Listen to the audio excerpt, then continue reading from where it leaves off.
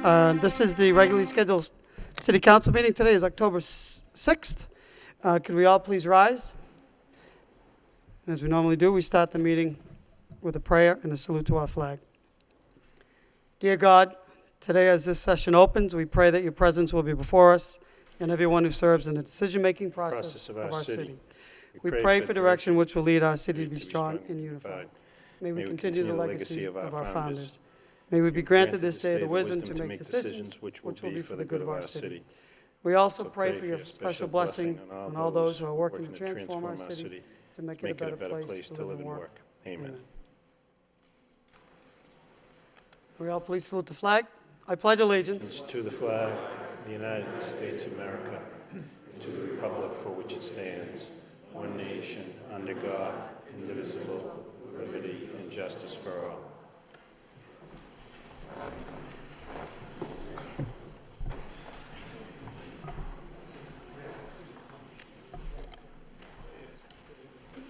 Mr. Clerk, would you please call a roll?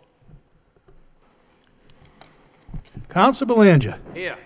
Mayor Elliott. Here. Counsel Kennedy. Here. Counsel Leahy. Here. Counsel Martin. Here. Counsel Mercier. Here. Counsel Milanazzo. Here. Counsel Rourke. Here. Counsel Samaras. Here. That's 9 present.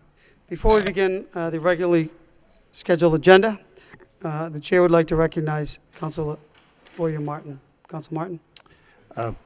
Thank you, Mr. Mayor. I'd like to offer a moment of silence in darkened chambers for our former colleague Richard Howe, who I know it's reported in the news and widespread died last week.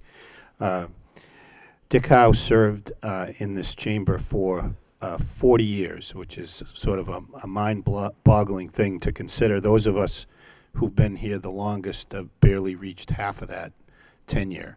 And to think that someone could be here for that long and contribute in as positive a way as Dick Howe did on so many issues over a career that he had is humbling, to say the least.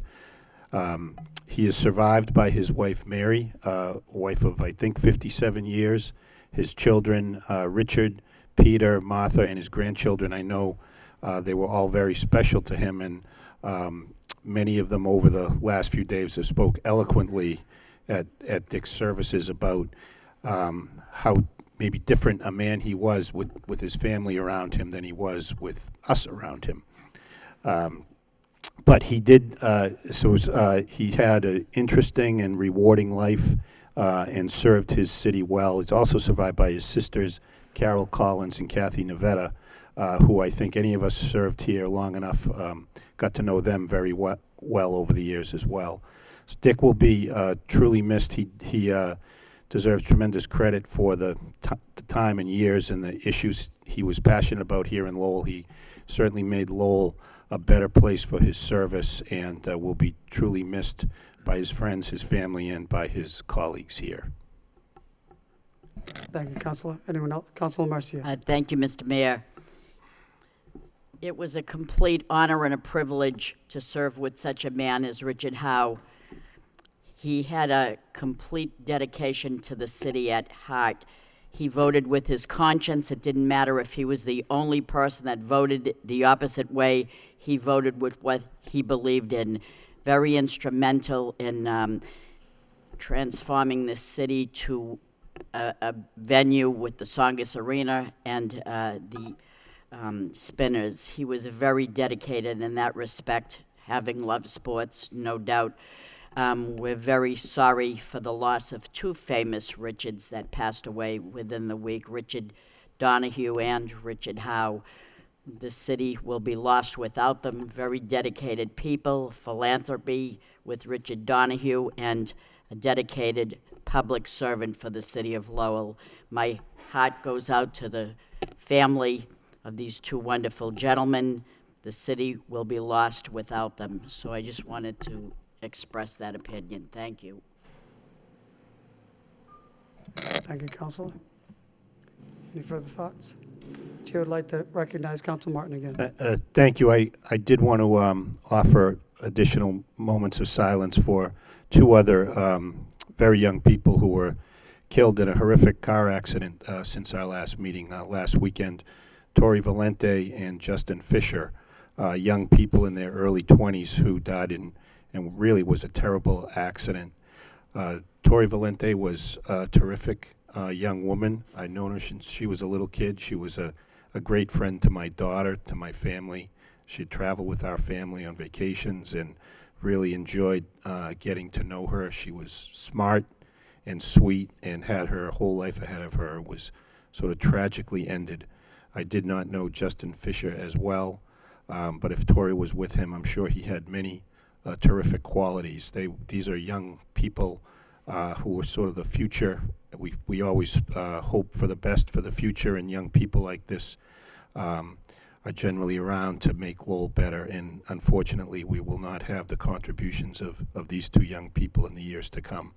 But I think it's appropriate that we honor their memory and the lives they led here in the city. I agree. Thank you, Council. Further thoughts? Can we all please rise? Darken the chambers for a moment of silence.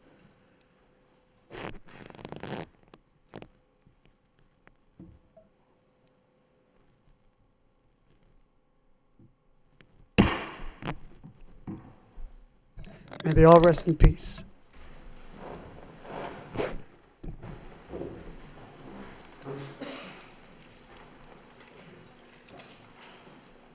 With that, before we take a couple items out of order, I'd like to dispose of a couple of items. And the first is, on the mayor's business, is a citation. And if I could have the proud new owners of Elephant Anchor Cafe come to the podium, please. If we could have Annabelle and Jestra, please come up. Come on up. Thank you, Mr. Mayor. So we did have a ribbon cutting just recently for another new business, not in the downtown, in another one of our business district, right off Chelmsford Street and Plain Street. It was a wonderful event, and we all left very excited to have another business in the city. And on behalf of my colleagues, we want to thank you for choosing Lowell. We want to thank you for opening up another new business, and this is a cafe, a coffee house, if you will. And on behalf of the city, we'd like to offer you a citation. Be it hereby known to all, and before I begin, there is coffee here we're going to have a late meeting, members, so that's, the timing is everything. So be it hereby known to all in the city of Lowell and the Commonwealth of Massachusetts, we hereby welcome Elephant Anchor Cafe and its owners, Annabelle Foley and Justra Unpale, to 61 Plain Street. The city is honored that you have chosen to open your cafe here in Lowell. Offering a wide selection of authentic coffee from around the world, this new warm and inviting cafe also offers pastries, smoothies, fruit, vegetable juices, and tea. The entire city of Lowell extends its deepest wishes to Elephant Anchor Cafe for continued success with your new business. Given on the 6th day of October, 2015, on behalf of myself and my colleagues, thank you very much. We wish you the best and congratulations. Thank you.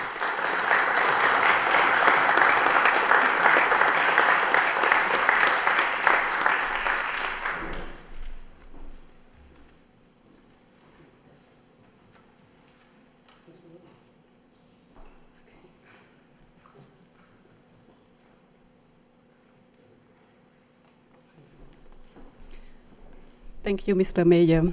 Hello, everyone. I'm Annabelle Polly, the owner of Elephant Anchor Cafe, located in Lowell on 61 Plain Street. I am greatly honored to be here tonight on behalf of my coffee shop. Tonight is a memorable moment of myself because it marked the first step in introducing the city.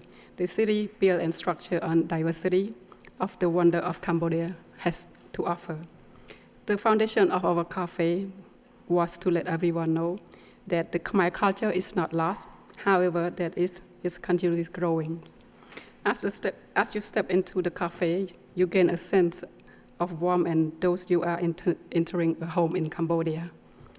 We provide a wide range of organic beverages, though we are most proud and excited to share the coffees imported from Cambodia itself. Our bestseller, Mandulkiri and Pailan coffee, that's what we brought tonight. And since the grand opening, it brings me joy when a customer asks if the origin of our coffees and the history of our culture behind it. So tonight I am deeply honored to be receiving this citation, not only for the cafe, however for Cambodia community. Thank you.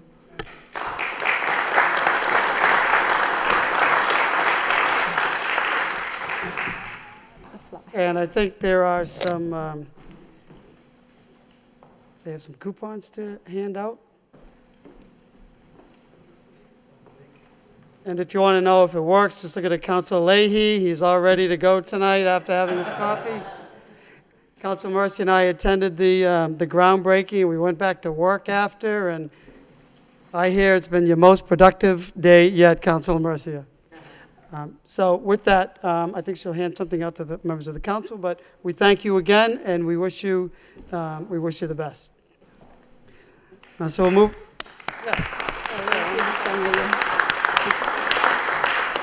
I appreciate it. Thank you. Thank you. So with that, under the city, that concludes the mayor's business. We'll move on to the city clerk. We have minutes from the city council meeting of September 22nd. We also have minutes from the flood issues subcommittee. Also on the 22nd, we have minutes from the neighborhood subcommittee on September 22nd as well, all for acceptance. Entertain a motion to accept and place on file by Councilor Samaras, second by Councilor Rourke. All those in favor signify by saying aye, and the opposed, that motion carries. The minutes are accepted and placed on file. Chair would just like to entertain a motion to take a couple of items out of order. Motion to suspend by Councilor Milanazzo, second by Councilor Mercia. All those in favor signify by saying aye, and the opposed, that motion carries. We have a number of individuals who are here this evening, so we would love for you to stay for our entire meeting, but it's a few pages long, so we'd like to, we know you have many other things to do. But the first item we'd like to take out of order is a motion that was filed by myself, and if there's no objection by my colleagues, I'd just like to read it up here, and the motion speaks for itself. We have a number of residents that would like to speak, but it's Mayor Elliott requests city manager have traffic engineer revisit crosswalk issue at Douglas and Andover Street to improve safety at the crossing. Second by Councilor Milanazzo. Before I speak, we do have some residents who would like to. Mr. Darlington, would you like to come up? Motion to suspend the rules to allow members of the public to speak by Councilor Martin, second by Councilor Leahy. All those in favor signify by saying aye, and the opposed, motion carries. Mr. Darlington, the floor is yours. We know that you have been vigilant on this issue for safety up at that particular area, so we wanted to bring this forward to the City Council at your request and your neighbors to see how we can continue to work on this. We know that Andover Street has become a speedway, and we need some traffic calming measures so that people can cross safely. So with that, Mr. Darlington.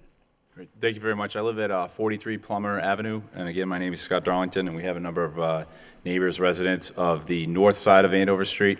The primary problem is there's a lot of traffic, as you know, coming into Lowell, a lot of commuting going on between businesses inside, outside of our city, and as we expand, as UMass Lowell expands, there's a lot more traffic coming to the city.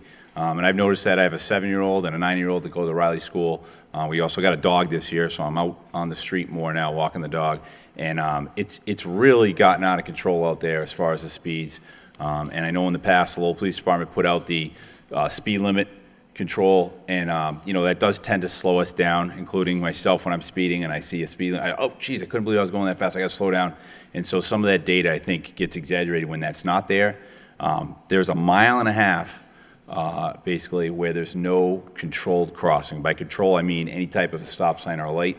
There is a crosswalk at Douglas Road, but if you've been down there at all, it's, the city did beef it up a year ago, which we greatly appreciated with some extra signage. But because of the trees on Andover Street, which we all love, the trees right up against the road, I pretty much step out into traffic with my 2 kids behind me if we're walking to the Riley School, and then we just wait and we see what happens. And sometimes they stop, sometimes they don't. Sometimes one stops and the one right behind it barely gets a chance to stop or almost crashes in. And so you have this feeling like you're kind of, putting your body in the traffic, and you see how the traffic reacts. And I really feel that should not be how our kids on that side of Andover Street have to get to their public school. because we do a great job in Lowell of providing transportation to private schools, public schools, with a great bus system. And I think in the same way as we expand, the number of people coming in our community, the pedestrians should have a right to cross the same way the bicyclists do with the bike lanes. And I think it's time for changing something on that street.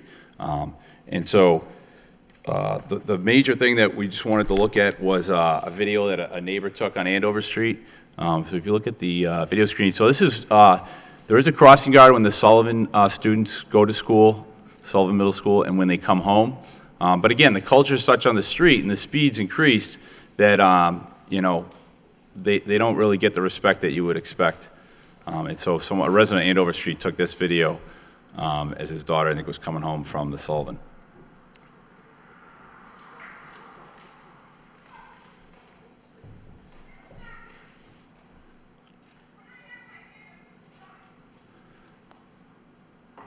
So that's a crossing guard with a big, bright yellow vest on. She's a tall person. I have a 9-year-old, my daughter, my son are very short. We're crossing when there's no crosswalk or no crossing guard, because, there aren't that many elementary schools that do cross. So that is something that I think kind of shows the problem in a nutshell. I have a presentation that I did give you a handout at. And if I could just cover a couple other things. Again, from our neighborhood, everything we want to do is across that road. Shed Park's across that road. The schools are across that road. We have friends of our kids. As the kids approach middle school, you expect that they could be able to go 4 blocks to go see a friend. Or maybe they got to walk around and it's 6 blocks instead of that 4 blocks. But we're in a situation where that's really hard to have that happen. So my question really is, when will the kids of the Riley that live on that side and the Sullivan have a safe crossing situation? And I know in other parts of the city, unfortunately, there's traffic fatalities, and I don't want to see that on Andover Street. And of course, I don't want it to be anyone that I know. And so I'm just putting out to you that we've seen an unsafe situation get worse. The city's responded with some signs, but it's not enough in our minds. There's been a number of accidents. Residents have sent me pictures of accidents. Last week, I think the Lowell Police Department did, this is just according to what a neighbor said, but basically sent someone out into traffic in plain clothes through the sidewalk to see if the cars would stop, and they stopped 5 cars in 5 minutes. That's what the neighbor told me, as far as people not honoring the law of the pedestrian in the crosswalk. So, if that's a full-grown adult, again, what chance do our kids have as far as that visibility? And it's great if they're going to the Sullivan, it's during that time, there's a crossing guard there, but as you saw in the video, what happens outside of that time? The kid stays late for a sports event. You want the kid to walk 5 blocks home, but they got to go across that street. How does that impact things? And I've got a student that's a 4th grade at the Riley, so I have choices as a parent of where to send my student, and this is going to be one of the factors that I look at, whether I want to send my student to the Sullivan School from the Riley, whether I want to choose another school. It's the transportation in addition to the, obviously the quality of the education, which we're really proud, both myself and my wife are public school teachers, and we're proud of the Lowell Public Schools, and we'd like to get our kids there safely. So again, I don't have great solutions. It's a historic street. Last week there was 2 historic stone pillars that in front of the Elijah Reed House, the pink house. I think it's from 1850. And we always liked, as we walk by, it looks like it's the kind of place you could have tied up your horse, back when you had a horse. Those things were wiped out, hit by a car, I think at like 3 a.m. And the pillars are similar to the height of the podium, or maybe slightly smaller, stone, solid, and about 6 feet down. One still right in the middle of the sidewalk. We just hop over it every day. It's right in the middle of the sidewalk. So it has to do with the historic nature of the street, too, that the speeds are out of control. It wasn't designed to handle, this many cars coming in as currently designed. And you really have to go all the way down to Nesmith Street to get to a light, or there's a flashing yellow way down in Tewksbury, and then you've got that crossing guard or crosswalk by Rite Aid, and you've got the crosswalk at Douglas, and those are pretty much your options. So, having something closer.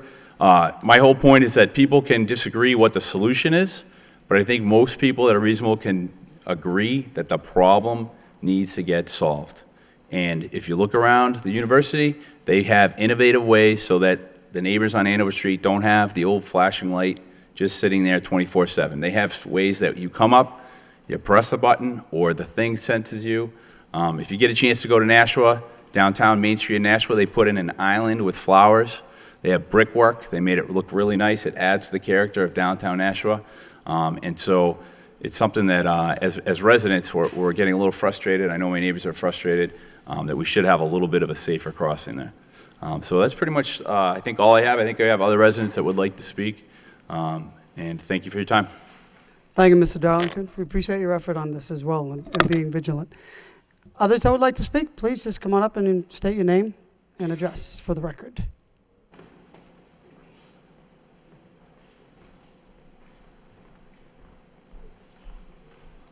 Good evening, everyone. My name is Mary Barrett. I live at 518 Andover Street in Lowell.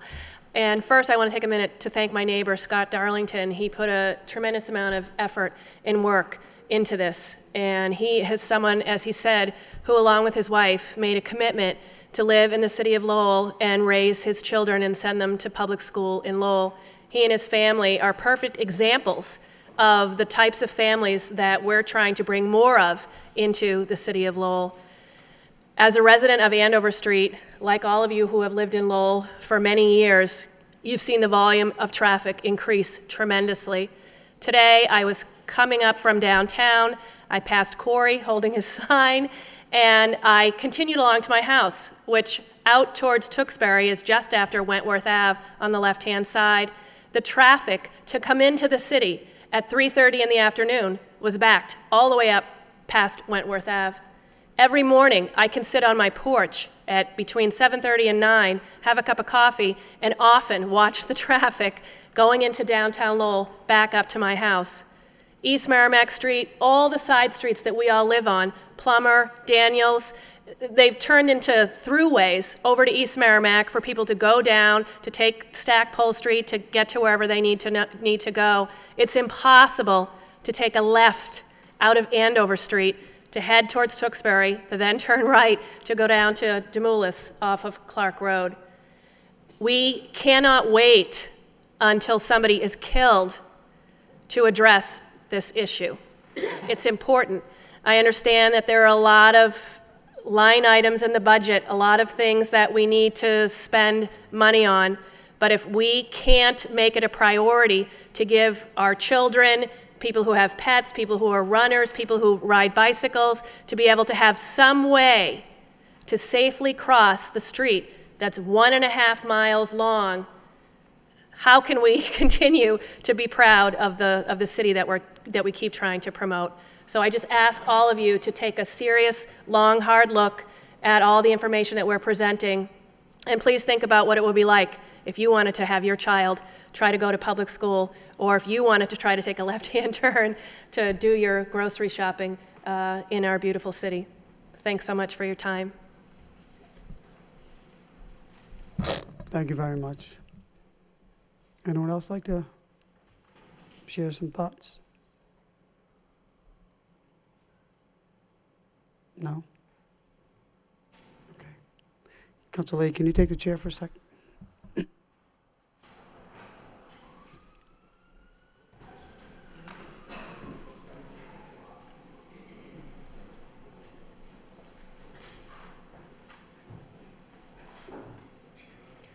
Chair recognizes Mayor Elliott.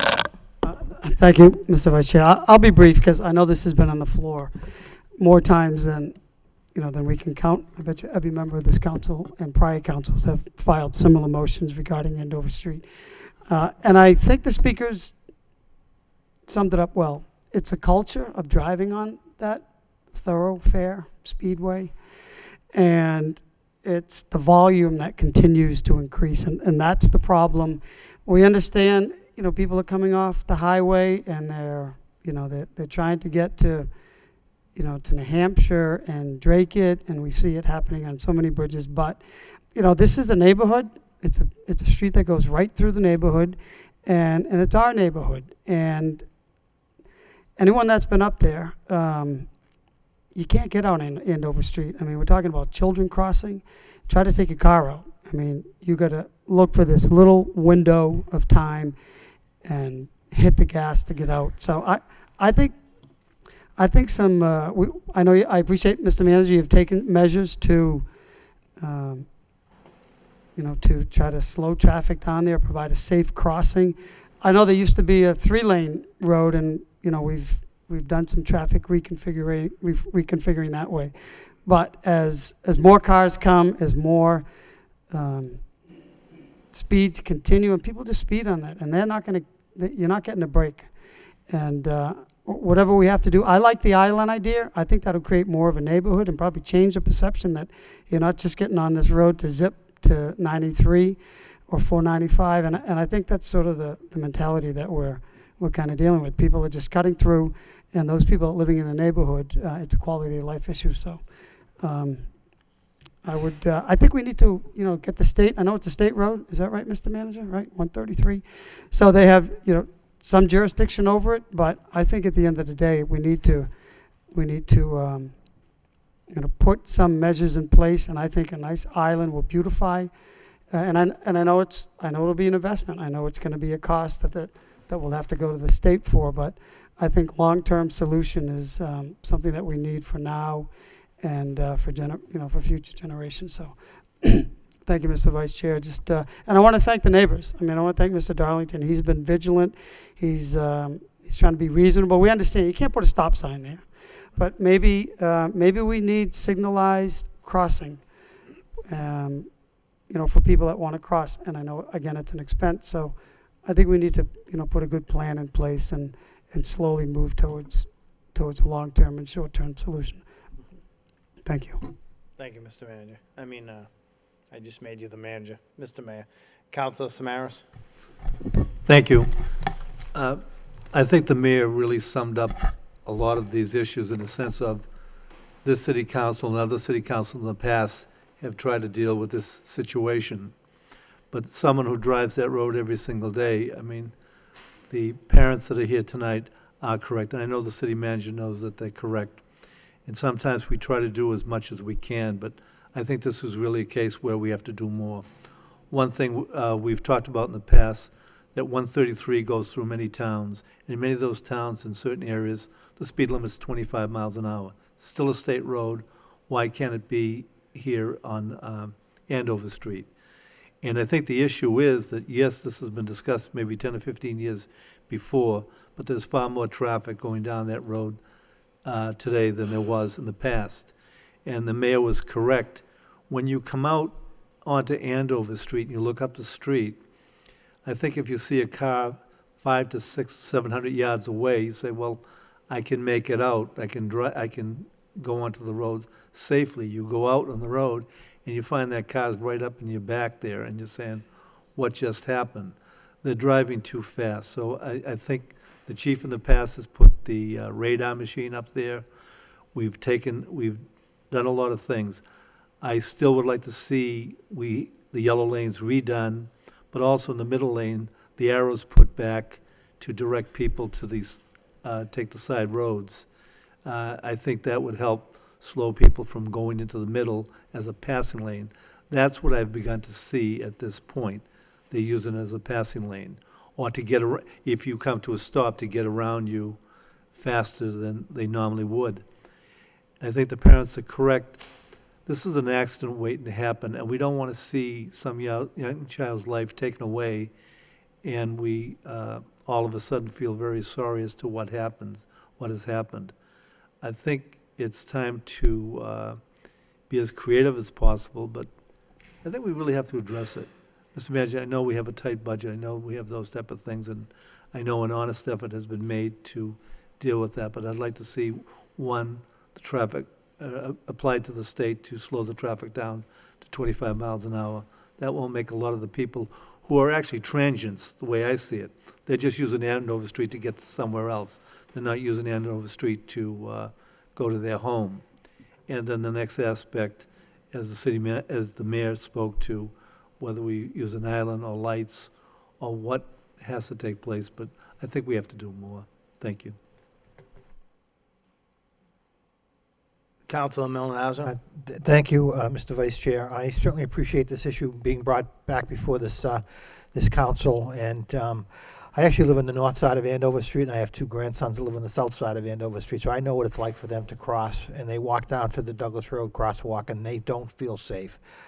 crossing over. So it's something that has gotten worse over the last few years. In fact, I turned out of my street onto Andover Street, and I actually had a car pass me in the right because they actually thought I was going too slow. It was amazing to me that they would actually pass on the right.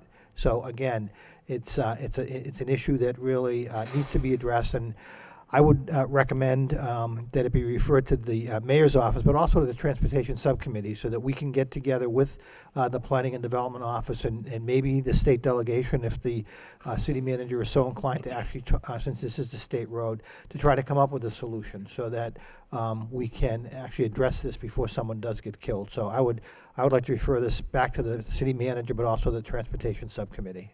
Thank you. Thank you. Councilor Mercia? Thank you, Mr. Vice Chair. I faced a similar problem when I lived in the Lower Highlands and my children were very young and they were starting school. I was supposed to send my children to the Lincoln School, and they would have had to cross Chelmsford Street. And I decided, no, I don't want them to cross a major thoroughfare, even though I walked them for the first, 4 years of their schooling.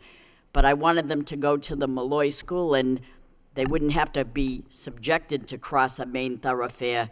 And I was told at the time that it was not possible. It was not part of your district. You had to send them there. And I said, well, then I guess they won't go to school because they're not going to be subjected to death. And I did win. After all, they did all go to the Malloy School, which was a wonderful school. It was like a family. So I know firsthand parents' concerns about their children. It's very, very difficult to instill common courtesy to drivers. Very difficult to do. You automatically want to stop when you see people ready to cross the street, whether it be children or a man with a dog or a woman with a carriage. But you're almost afraid to be courteous in that respect because you don't know if you're going to have a 3-car pileup behind you. So I do understand that. But when you hear the words public safety, you very seldom think children have to go to school. Children need safety crossing the major roads. So much so, and I understand that my motion further down the line says to find ways and means to dedicate a parcel to have the to ensure that when future schools are being built or rehabbed, that proper sidewalks leading to and from schools are constructed.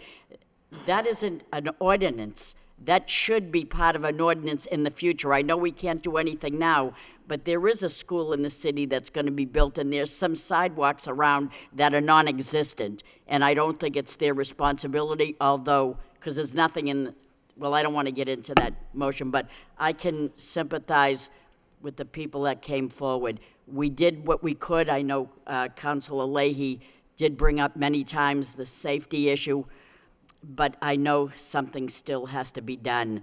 And there are ways to do it. I know it's very expensive.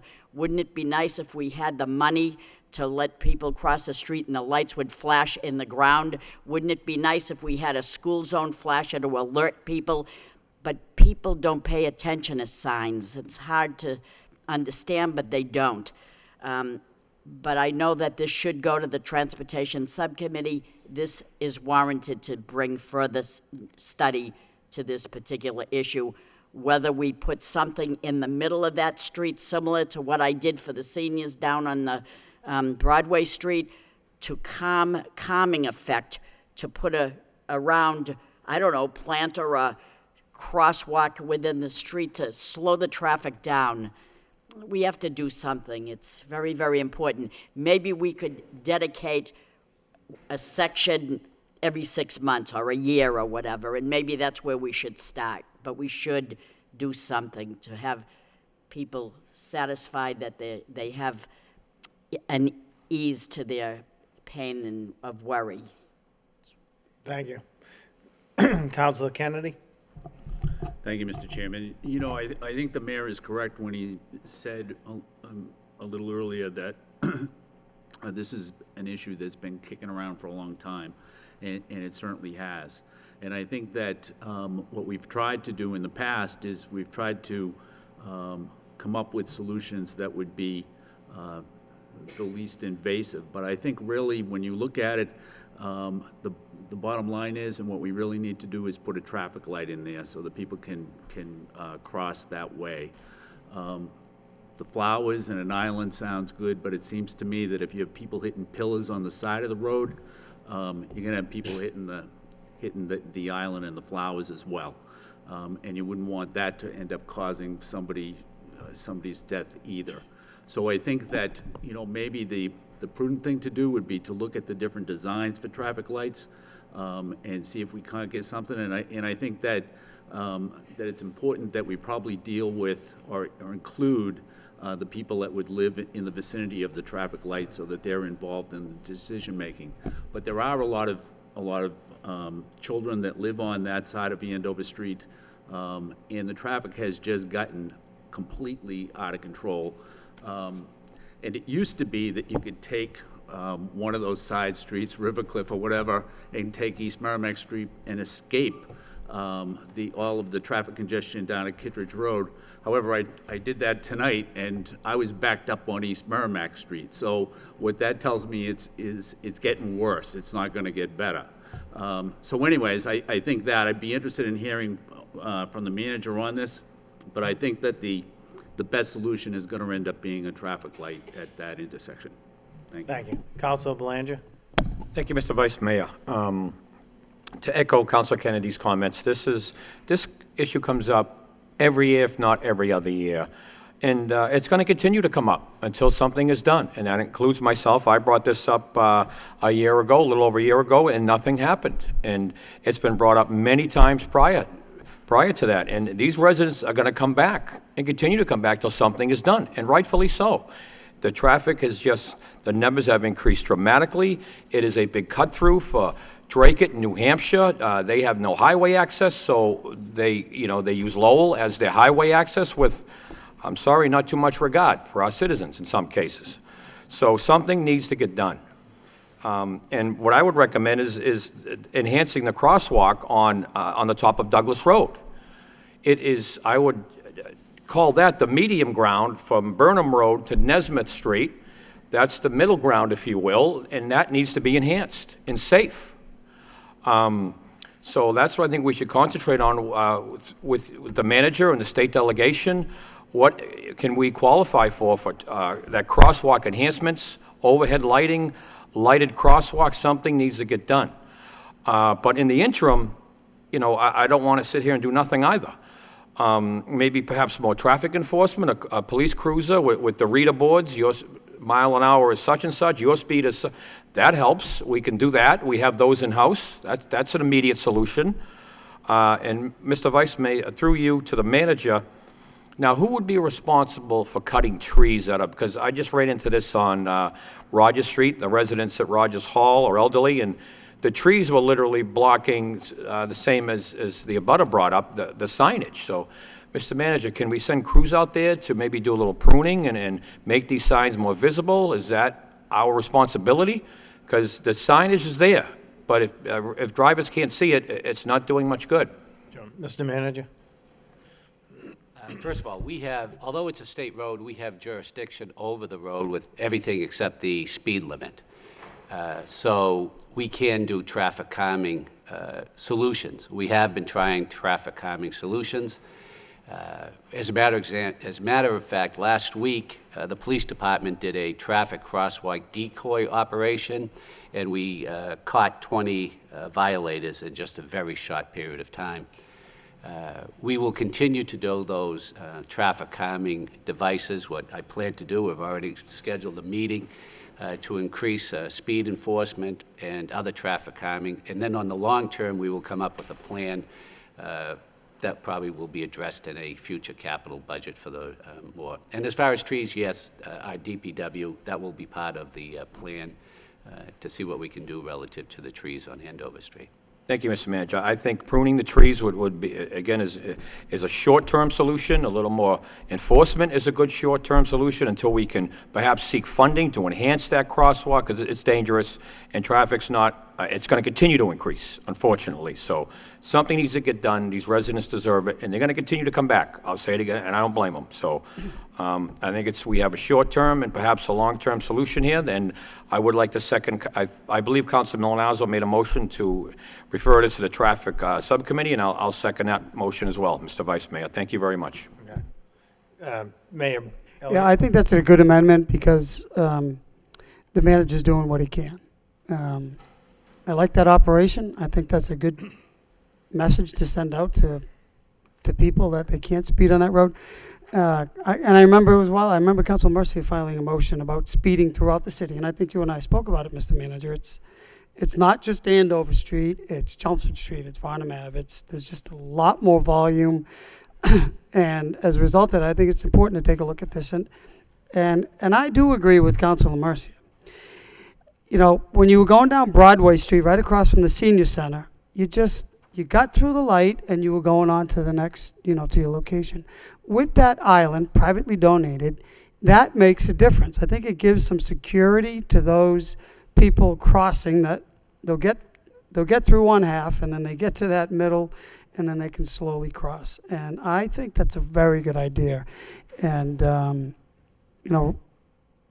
commuters, traffic, people driving they see that. I think it can be nice. I think it can be adopted, and it'll be a very good step to slow people down, and it gives some protection, believe it or not, to the people crossing. So, I mean, I support the amendment because we don't want to have this come back. Well, Mass Highways say there are certain thresholds, there weren't enough accidents.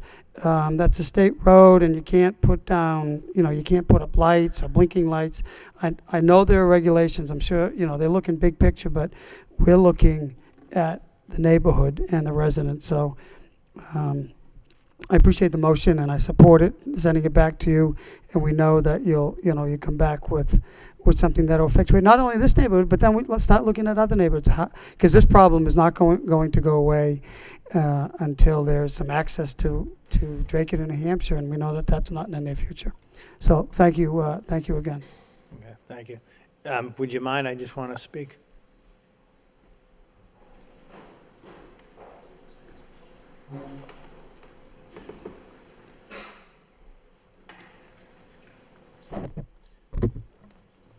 Councilor Leahy. Thank you. I'll be brief. I know we all spent some time on this, but we're all correct that this issue comes back over time and again. I went through it with, when my children were young. Now they're grown. You kind of forget about it. It's always in the back of your mind. But as young families move in and out, it's always an issue. I have to disagree with the island aspect. I like more of the approach where we have the make the street narrow by putting the I don't know what they call them, but make the sidewalk bigger almost, to narrow the road. We did that in a few places. So I think it's a good idea to send it to transportation so we can talk. And again, I brought it up along with Councilor Samaras. I don't know why. I mean, I travel 133 all the time, all the way down to Ipswich, and there's 3 or 4 spots that the speed limit drops to 25, and it's enforced, and people will get used to it. And I think that's a good idea to lower the speed limit. If we can get the state to do that, that's what it should be. So we'll kick around some ideas, we'll get some more input, and thank you for bringing this up. Thank you, Councilor. Councilor Martin. Thank you. I also serve on that subcommittee, so I think, as one of the previous speakers said, there'll be different ideas about solutions, and I guess I'd be on the side of a signal, a full signal, but the cost and time to do that may require some interim steps ahead of that. But in any event, I do think we'll have the opportunity to explore this at the subcommittee meeting. Residents should be assured that this discussion is going to continue until we do come up with a solution. So I'll look forward to those discussions and see what makes the most sense and what we can do. Okay, further discussion. Motion was made and seconded to amend to send back to the city manager as well as the transportation subcommittee. All those in favor of that motion signify by saying aye. And the opposed, that motion carries.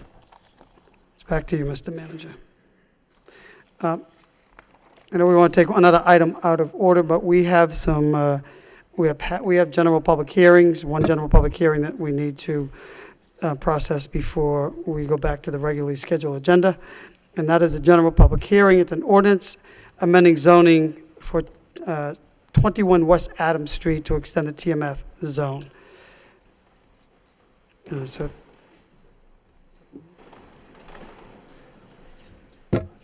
okay.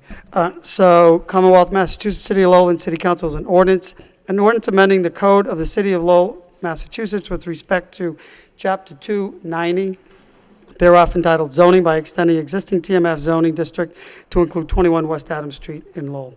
We'll now open up this portion of the public hearing for anyone wishing to speak in favor. Attorney Leides.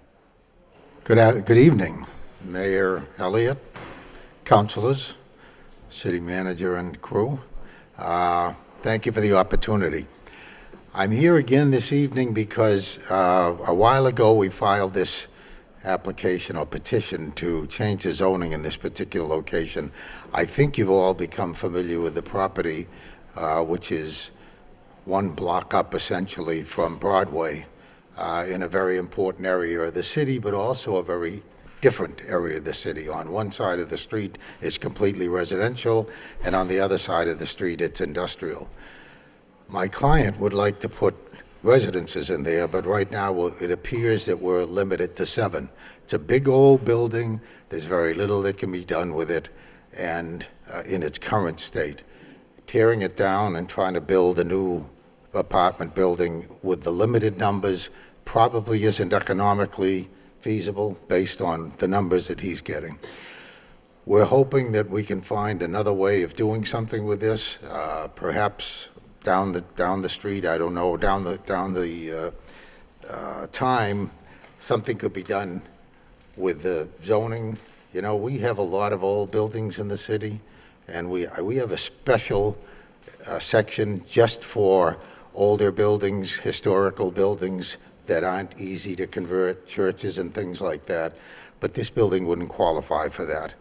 The other side of the coin is it doesn't qualify to easily be able to fix it up. So the long shot of it, and I'm sorry to take this time, is I'm here this evening. We haven't yet even gotten a recommendation from the planning board. We still have to go there again, and we've been asking for delays to try and get to the bottom of this to get and do the right thing.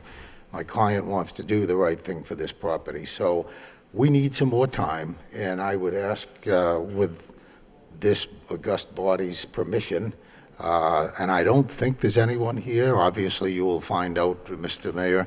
I'd like to ask if we can just postpone this till your last meeting in November, which I think is the 24th, and by then we will have gotten a better chance to figure things out. We will have gone to the planning board for our hearing so they could give you a recommendation and then come back and see what, if anything, we can do. So that's my request, Mr. Mayor. Thank you, Councilor. So we'll just continue with the public hearing process, and then we will address that request. Okay. We'll just continue the public hearing process. We'll listen to anyone else wishing to speak in favor, then we'll open it up for anyone in opposition, then we'll take that up. That's fine. Okay? Great. Okay, so anyone else wishing to speak in favor? Anyone else in favor? Anyone else in favor? Seeing none, we'll close that portion of the public hearing. Is there anyone wishing to speak in opposition? Anyone in opposition? Anyone opposed? Seeing none, we'll close that portion of the public hearing as well. What was the wish of the body? Councilor Marcia. Motion to postpone till November. Okay, motion to postpone this till November. Seconded by Councilor Kennedy. All those in, so this will be postponed till November 24th. Okay? All set, Councilor ladies. All those in favor of that motion signify by saying aye. And the opposed, that motion carries. We'll see you on the 24th. We appreciate your consideration. Thank you very much. So that concludes the public hearing portion of the agenda. We will now move on to, is there a motion to suspend to take up one of the manager's reports? We have a number of the firearm policy. Motion by Council Rourke, seconded by Council Samaras to take item number J out of order. All those in favor of that motion signify by saying aye. Any opposed, that motion carries. Mr. Clerk, we have a number of individuals registered to speak. We do, Mr. Mayor. Arthur Perkins. Good evening. Just give us we know your name and address for the record. My name is Arthur Perkins. I live at 249 3rd Street, Lowell, Mass. I'd like to thank the council for giving me time to speak to them on this subject. I was one of the folks who spoke to you originally. I don't know how we got to this mess. When we came to you, we looked for redress of our rights being trodden upon. And then we come up with this, where it's much more lengthy, incredibly convoluted, and in many spots wrong.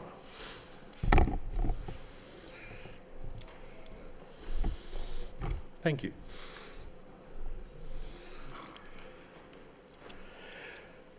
I was asked earlier tonight, don't you want people to get trained? Of course I do. Training is an absolute responsibility of people when they own a gun. I believe the ownership of a gun is when you decide to defend yourself, when you take personal responsibility of your defense. It's not the police. They're going to be somewhere else. They're going to be patrolling somewhere else. When you need to defend yourself, it's on you. And it's your responsibility. If you lay a gun down on a table, lock the room, walk away, come back in 50 years, that gun is still going to be sitting there, all rusted and useless. But it's not going to have fired. As soon as you pick it up, your will, your responsibility attaches to it immediately. When you fire a bullet from that gun, your intent and responsibility attaches to it wherever it lands. And that is settled law. It is incumbent upon the person to train themselves that when they use that gun, it lands where it should, and it harms only their attacker. There are several courses that are listed in the revised policy. All of them are several $100s. The cheapest one that I found was $325. That happens every once in a while. And one person, that's the NRA course that's given by a gentleman in Pelham, New Hampshire. And whenever he schedules it is whenever he schedules it. The other one that was listed at Sig Sauer Academy is not even on the website. And the one that I did find that was the closest to it was $400, and there was a prerequisite course of $215.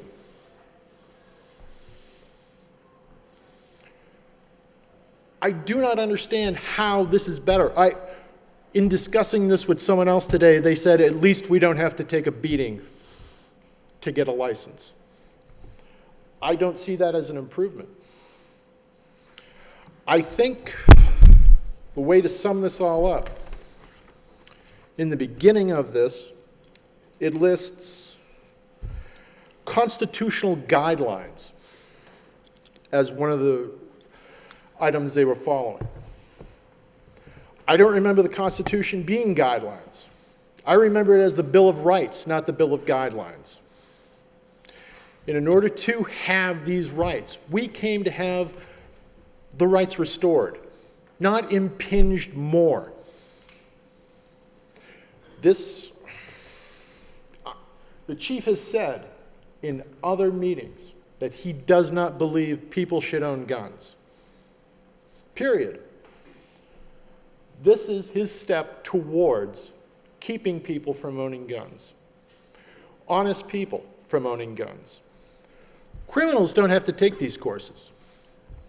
Last time I checked. They just go get a gun and they start shooting people. It is the response, as we said before when we were before you the first time, it is the responsible people of this town that wish to protect themselves. We are not criminals. This is treating us as if we were. I have an unrestricted license in New Hampshire. I walk around all over New Hampshire with a gun on me. Just because I can, because it's my right, because I am duly licensed. I am not a felon. I am not insane. Although some of you may find that hard to believe from the way I'm speaking tonight. This is a very serious matter.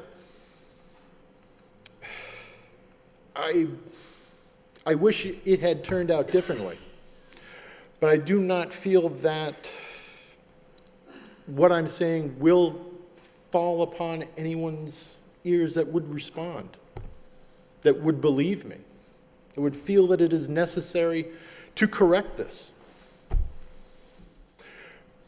I am not asking for anything less than what I'm entitled to, for what I believe. If I make a mistake, I am held accountable because we live in a nation of laws. I'll tell you a story. My wife told me a story a little while ago. She's the one who said I should be nice and not get up here and start screaming. A gentleman went to the aid of someone who's being attacked. And during the course of that, he shot the gentleman who he was trying to defend. At that moment, he had committed a crime because he did not follow through. His responsibility was to shoot the attackers, not the victim. At that point, his responsibility attached to his actions. There is settled law that covers all of this. I'm not asking for anything other than settled law. I want to be able to defend myself. If you don't want me to defend myself in Lowell, then restrict me in Lowell. As soon as I go out of town, then I can carry. I am denied my rights in Massachusetts, the entire state, not just Lowell. That's wrong. I believed it was wrong then. I believe it's wrong now.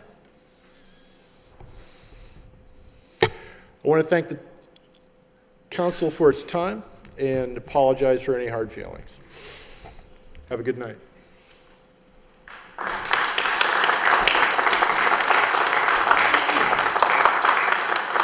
Gene Peoples.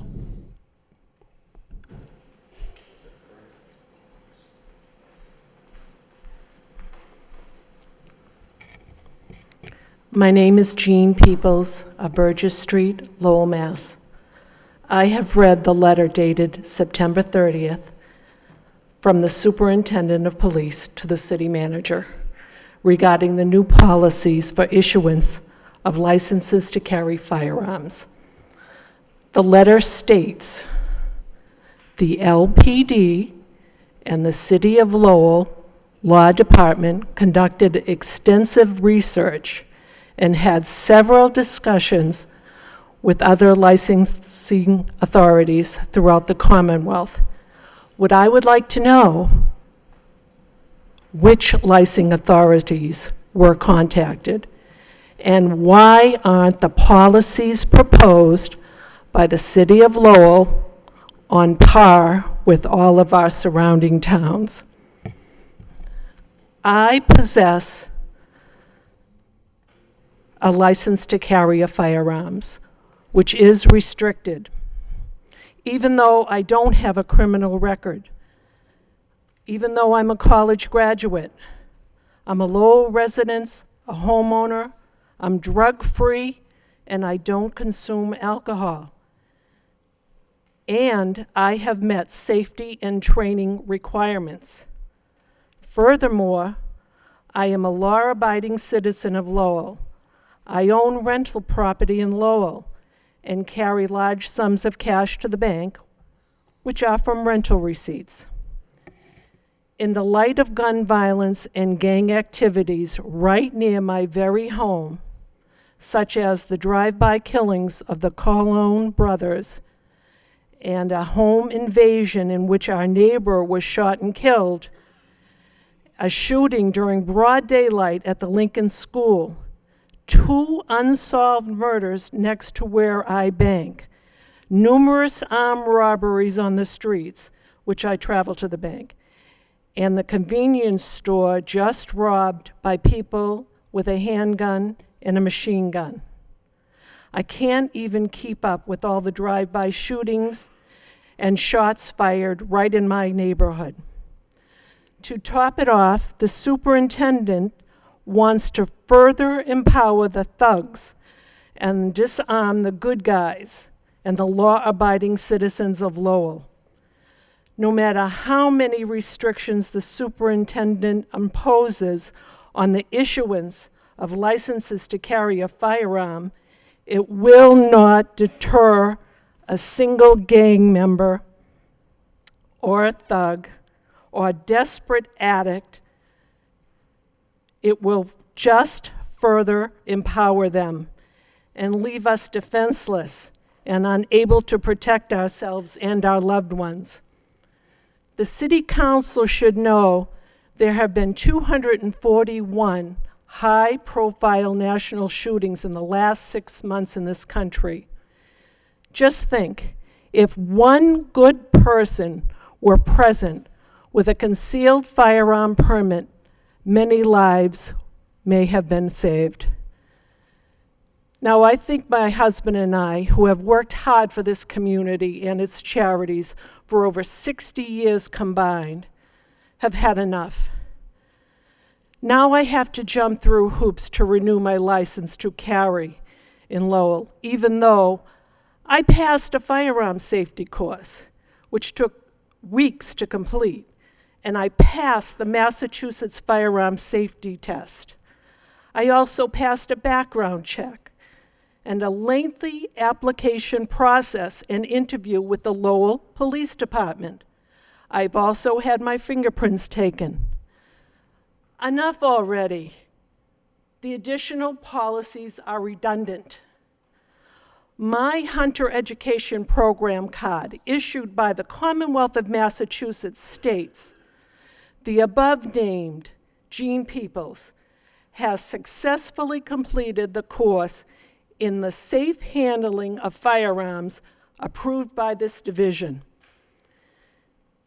If you were to put this issue up for a referendum vote, you will find that you do not represent the majority of your constituents' beliefs and wishes, those very people who elected you to serve them, not serve the superintendents or any personal bias and prejudices regarding the issuances of licenses to carry a firearm. All you will manage to do is accelerate the flight of good, law-abiding people from Lowell. If you're going to keep and support the additional policies for the issuances of a license to carry a firearm proposed by the superintendent, who seems to have little or no regard for the Constitution or the Bill of Rights of the United States that grants us the right to bear arms, then again, all you will manage to do is empower the criminals and accelerate the flight of more people from the city. In conclusion, there should be a civilian review board regarding the issuances of licenses to carry a firearm in Lowell to make sure our rights are not violated. I would like to leave you with the words of a great American patriot, Patrick Henry. Those who would deny people their liberties deserve them least. Thank you.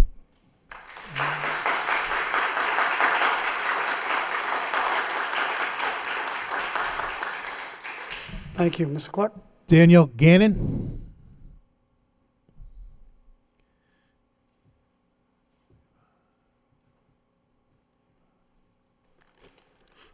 Thank you for letting me speak. And my name is Daniel Gannon, 2 N's, no I. My dad sort of changed it up a little bit. I've come here tonight to voice my concern over the police department's policy concerning unrestricted concealed carry permits. As a member of a family who has been living and serving the city of Lowell for over a century, I would like to take a minute and listen to my concerns. My name is Daniel Gannon, and I live at 110 Frida Lane. My family can be traced back to this city before 1900. There is a park on the boulevard called Gannon Park that is dedicated to family members of mine who have served this country. My father and uncle have served on the Lowell Fire Department for decades, and I have many other family members who serve the city. But most importantly to me is how this policy would have affected my grandfather if he was still with us. Many of you probably know Daniel Gannon Jr., who not only served this country in World War II, but he retired as captain of the Lowell Fire Department. I have a major problem with a policy that would deny my grandfather his constitutional rights just because he lived in Lowell. He was a fire captain in this city, and he would have been denied simply because he lived on Farragut Street. According to the current policy, these 3 great men could apply for the unrestricted CCW in their Lowell firefighter uniforms and get denied, simply for living in the city they serve. I have always felt a void in my life when it comes to civil service, especially when I go to family gatherings, especially when I go to family gatherings and know that most of the people there are dedicated civil servants, active duty military, and or veterans. I will gladly fill that void by fighting these policies the best that I can. And if they don't change, I, like many other people that I know have already done, will just simply move. I live 2 minutes from Tingsboro and 5 minutes from New Hampshire. It would be a very life-altering move for me to just pack up and move 5 minutes away from Frida Lane. Is this what the city council would like to see? Hundreds of these honest, hard-working Lowell citizens and their families leaving because their constitutional rights were denied when they have done nothing wrong, ever, just simply living in Lowell. I would like to point out that the Supreme Court on several occasions has ruled that law enforcement has no duty to protect the general public, nor, in my opinion, should it be their job. I would not like to live in a place where a police officer is on every corner. With that being said, how can law enforcement deny me the right to protect myself? How can a man who sits behind a desk in a building with tons of people that have firearms on their side tell me that I don't have a right to have a firearm on my side? Am I not protecting myself from the same criminals that the police are trying to protect themselves from? We are not talking about the right to own firearms here, but the right to carry and protect yourself in public. Can the Lowell Police Chief or the Lowell Police Department guarantee that I am safe not only in Lowell, but in every city in Massachusetts from Worcester to the ocean? Because my job takes me everywhere, from Lynn to Revere to Dorchester, Mattapan, Rosendale, Fitchburg, Leominster, Brockton, everywhere. Name the city, I've done work in it. And unless I'm involved with an outdoor recreational activity or I am on my way to the gun range, I have to leave my firearm at home. One thing I will guarantee, that if my family are ever harmed outside of the home, I will see to it if I can bring a lawsuit. Because how can they tell me I have no right to defend myself outside of my home? I don't see how that is constitutional at all. No one is responsible for my protection but me. And if the Lowell Police Department wants to deny me that right, they should have an officer with me at all times to protect me.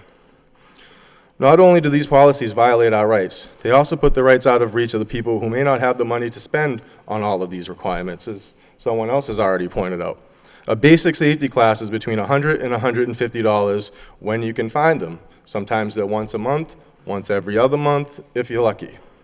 Add that to the $100 application fee, now we're talking over $200.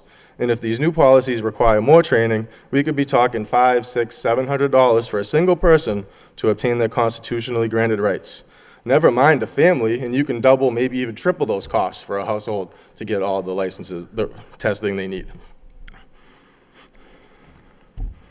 Never mind, it's not fair to lower income residents who typically live in lower income neighborhoods who just want to protect themselves, and never mind single parent households who are already struggling with their bills, and now they have $700 worth of training to pay for to even receive their right to a firearm. And one more thing in closing, lawmakers and law enforcement are always trying to talk about constitutional gun control measures. Was the Constitution written to control citizens, or was it written to control the government? It was written to control the government. Free people wrote the Constitution, not the government. What is the essence of the Second Amendment? It is not to protect hunting or collecting or sport. It is to guarantee the right of a free people to remain armed for the protection from an overreaching government. So to have a policy that requires someone to work for the government, either a veteran or police officer, in order to carry a firearm goes against everything, every drop of blood and sweat that has fallen for this country. Why must one have to work for the government in order to carry a firearm? This country was founded on the exact opposite idea. Every citizen has a right to a firearm, period. So here I am tonight asking you to stop this unconstitutional policy that denies citizens their rights simply because they live in Lowell. Last time I checked, Lowell was in the United States of America, where this right is supposed to be constitutionally protected. Citizens of Lowell already have to pass an already enormous amounts of gun control from elected officials out in Capitol Hill, and it's unfair to us to not only have to jump through these hurdles from the state of Massachusetts is already set up, but then to be denied by an arbitrary decision by an unelected official based on where we live. Thank you.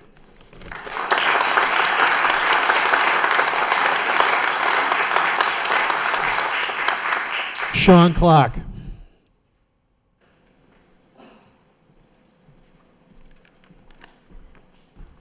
Hi, I'm Sean Clark, 44 Fifth Ave in Lowell.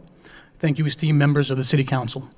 I am here tonight to show the Council my gratitude in having this outdated and immoral policy changed, but I am disturbed by the numerous obstacles that must be completed in order to receive this license. Does any other town in this state require such an excessive number of hoops to jump through in order to be given something that being a responsible and sane citizen would normally get you outside of Lowell? My girlfriend was just granted an unrestricted license to carry concealed in the town of Hull without having to submit a written supplement providing reasons that she believed support the granting of an unrestricted license to carry and identify the proper purpose of a license to carry, or for that fact, any other arbitrary purpose. When receiving my licenses to carry concealed in the states of New Hampshire and Maine, the only obstacle I needed to complete was having a mass gun license, and because of that, I am allowed to carry concealed in 27 different states due to reciprocity laws. The state police of New Hampshire and Maine know that Mass has one of the strictest gun control measures in the country.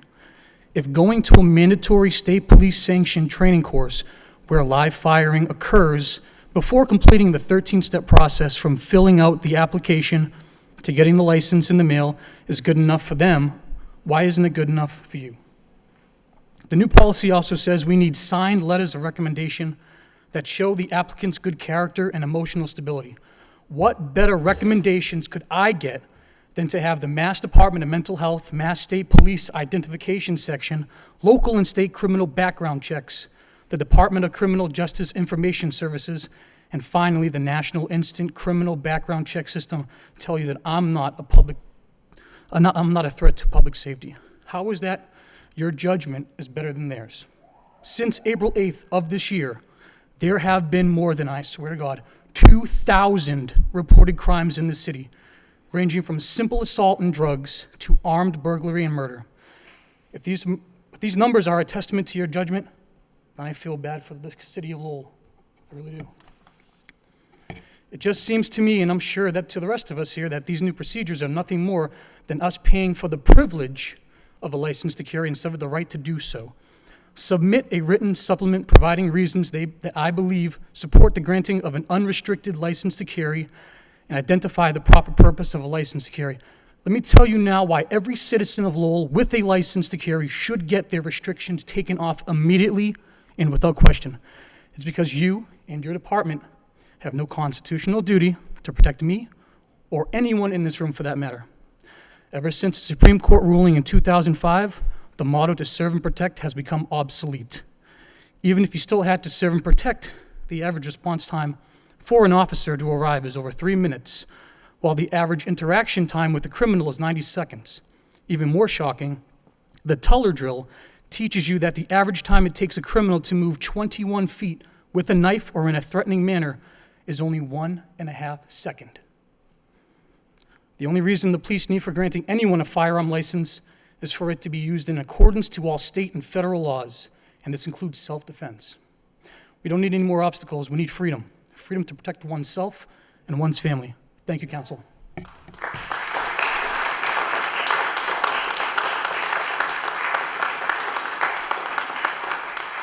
Jeff Pearson.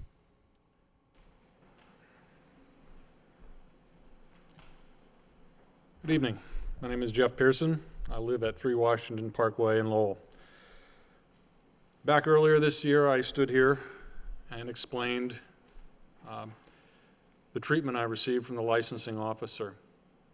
I was hoping I was going to be able to get up here this evening and have something positive to say.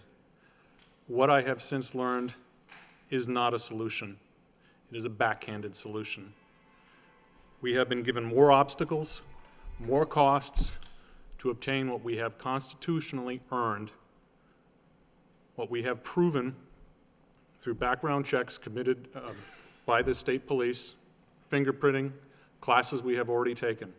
And now we are expected to dole out more money, take more classes at an unpredictable schedule in order to get what should be guaranteed to us and what has been continuously guaranteed to this country by the Supreme Court, our Second Amendment rights. I wish I could say thank you tonight. I cannot.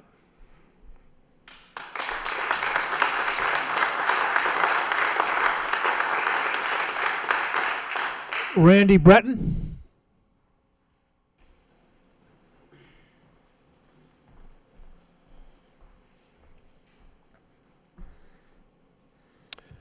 Good evening, everyone. Thank you for taking the time to let me speak. I know it's an unenviable position for all of you to be in, and the body language speaks volumes. I know this is a tough thing to listen to. My name is Randy Breton. I am a gun owner, and I am not the problem. I have been a resident here in Lowell for 18 years, and I've lived in Pawtucketville since 2001. I'm a loving husband and father of 3 boys. I work a white-collar job for a Boston-based software company. I'm a volunteer youth baseball coach in Pawtucketville. My house needs work, and I'm not that great at lawn maintenance. You can ask my neighbors, they'll attest to it. In other words, I'm like a lot of you. I am also a Massachusetts State Certified Firearm Safety Instructor, as well as NRA Certified in Basic Pistol and Home Firearm Safety. I'm also a certified civilian in TCCC Trauma First Response. And I possess an unrestricted license to carry from the city of Lowell. Basically, I'm a unicorn. Prior to the chief's review of the existing policy, the only admitted requirements needed to obtain one of these unrestricted licenses was that you either had to have been a victim of a violent crime or a business owner, and you had to have successfully completed a Massachusetts state-approved firearm safety course. I met that criteria, so did my wife. We applied at the same time, and while I was granted a license with no restrictions, she was relegated to a sporting license. It didn't seem right, but what can you do? You can't fight City Hall, right? Well, it just seemed arbitrary and confusing to me, and I just didn't understand the why, and I wanted answers. Long story short, in my quest for understanding, the research and experiences I had led me to getting my certification to teach. What the chief is now offering as a solution is going to cost the good people so much more money, will literally price out many good citizens who are low-wage earners or on a fixed income from obtaining a license and thus preventing them from freely exercising their rights. On paper, the idea of requiring courses like NRA's personal protection in the home sounds completely reasonable. And as a firearms instructor, I always advocate to my students to get more training. But a mandate so far above the state standard seems over the top. What they are not telling you, and this is key, is that not only are courses like personal protection outside the home 3 to 5 times more expensive than the basic course approved by the state, but that a lot of these courses have prerequisite courses which are also just as expensive. Currently, the state-accredited course LTC 007, also known as NRA's Home Firearm Safety Course, is offered by most instructors and sportsmen's clubs for under $100. Again, this is a Massachusetts State Police approved basic firearm safety course, and as such, meets the state's requirements for individuals who want to apply for an FID card or a license to carry. It has been the standard course by which tens of thousands of good law-abiding gun owners have received their LTCs. Personal protection outside the home runs anywhere from $200 to $300. And as I mentioned, it has prerequisites. Personal protection inside the home is also $200 to $300. NRA basic pistol, another prerequisite, is $150 to $200. So that means on the low end, on the lowest end, we're looking at a 500% increase in the cost to the individual. It seems completely arbitrary and capricious. And it's not the requirement of surrounding communities. Why are so many of these state-approved courses suddenly not good enough for the citizens of Lowell? In case you aren't aware, there are literally 20 other courses. There's 26 in total that are approved by the state, expressly for the purpose of training individuals to safely and sanely handle firearms. Why are there other 20 or so no longer approved by the LPD? I don't know. What predicated this change in policy? Has there been a flood of incidents of negligence perpetrated by licensed firearm owners who had taken these other courses? Has there been a rash of crimes unleashed on the city by unrestricted licensed firearms owners? Of course there hasn't been. The truth is likely that when we, the people, decided to inquire why we were being viewed as untrustworthy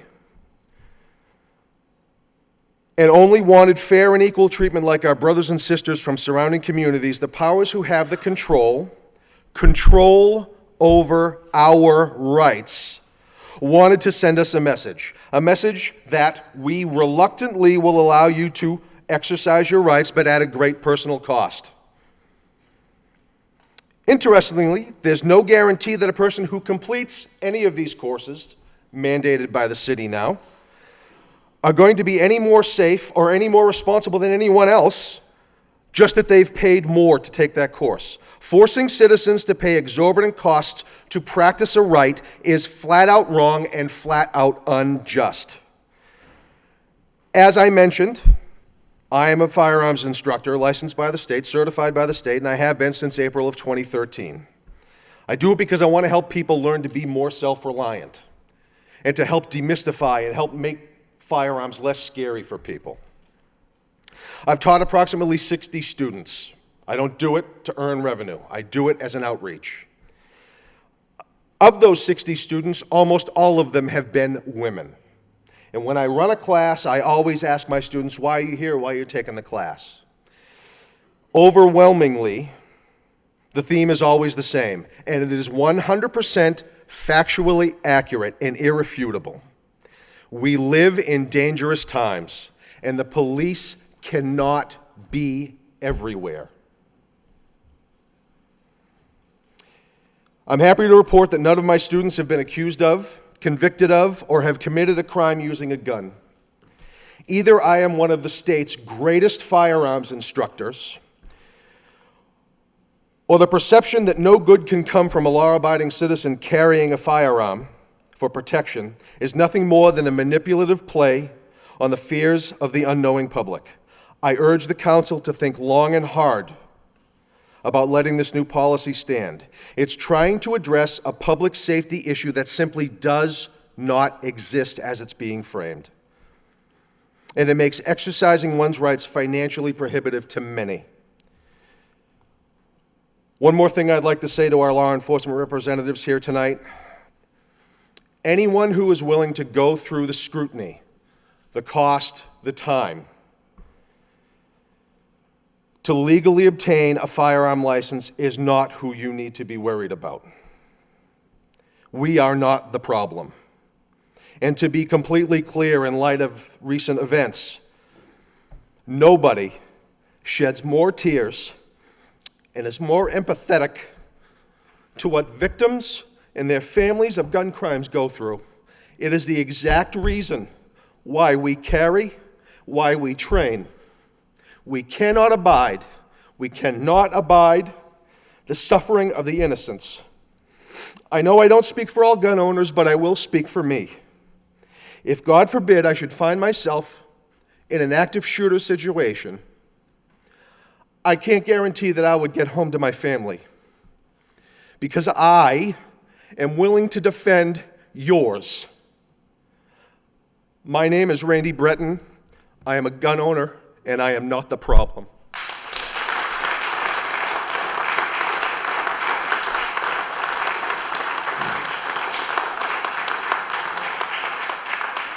Judy Lanther.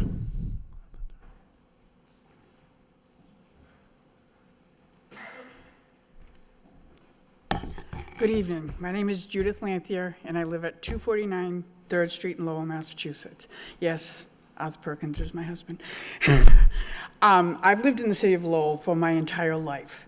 I've lived on the same street, except for a short period of time in my 20s. I'm very proud of this city.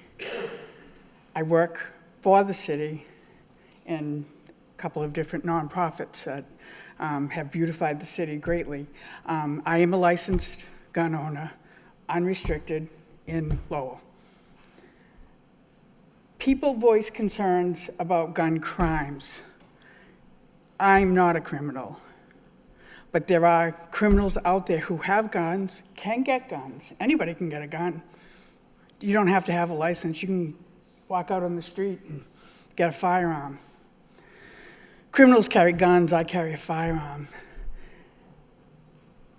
At the last meeting, I believe it was Councilman Samaras that voiced his concern about Sandy Hook. Sandy Hook is a no-gun zone.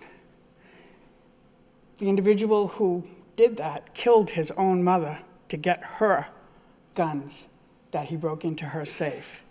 And then he proceeded to kill all those people. If one person was there to be able to defend those children, it might have been a different outcome. I'm a mother, I'm a nana, I'm a wife, I'm a daughter, I'm a sister, I'm an aunt. Probably many other things, but those are what are important to me. And to be able to protect those people, myself, I can do that in my home. I can do it on the street because I happen to be lucky enough to have been granted a license to carry concealed. I also hold a license in New Hampshire. We protect our elected officials. I don't know if we protect you, but our president, who would like to disarm America. We even protected the Pope when he was here recently. But we don't protect our children. We place our children in zones that are gun-free. We train to get our license. We practice how to shoot. I go to the range every week so that I can feel confident that if I am placed in a situation that I am going to not make the situation worse, but help the situation and preserve life. And it makes it very difficult. And they also pick and choose. One of the ladies who came, she's a business owner. She has a restricted license in Lowell, but she's a business owner, so she wasn't. And that's one of their original criteria, is to be a business owner, a victim, or law enforcement. I know some law enforcement people that don't have license to carry unrestricted in Lowell. But it's just absurd that they've made it even harder. And it is our Second Amendment right. It's a God-given right by free people. So I thank you for your time. And I thank all the previous speakers for coming and speaking, because you all did amazing. Thank you.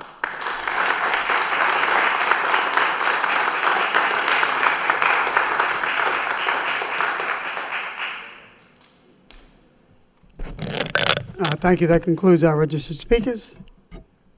Members of the council. Councilor Mercia? Well, first let me just say that I don't care for guns because I'm afraid of them. But that doesn't give me the right to ban them or not to say that other people don't have the right to be involved with them. I've said it before. I know the people that came before the podium, the people that are in this room, the people that have a desire to possess a firearm, to carry a firearm. These are not your bad people. I understand that. I believe this council understands that too. Having looked at this policy, I at first thought to myself, this was a policy that was in place for 30 years. The chief could have just looked at this and said, well, I'm not even going to attempt to do anything about it. We'll leave it as is, but he did take it under advisement and he carefully followed it out to see what he could do to make this more amenable. So I'm ignorant to the rules.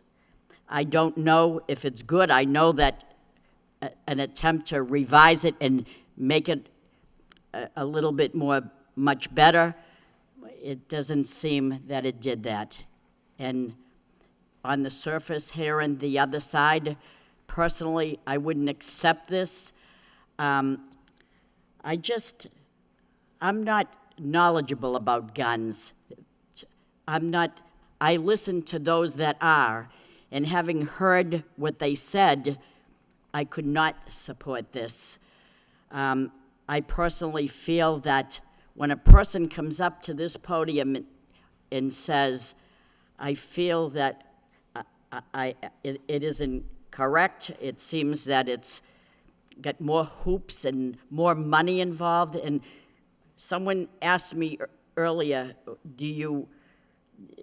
I'm not supporting this. I can't understand why they're putting us through this. I said, what is the problem? And he said, there's a lot more training. I said, what's wrong with that? You should be trained. But having heard the other side, all I want is justice. All I want is something that's fair.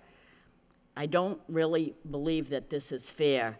I would like to see, I wish that I could form a committee with these people here and the chief and the solicitor to come together and make something that is fair to everybody. It's almost...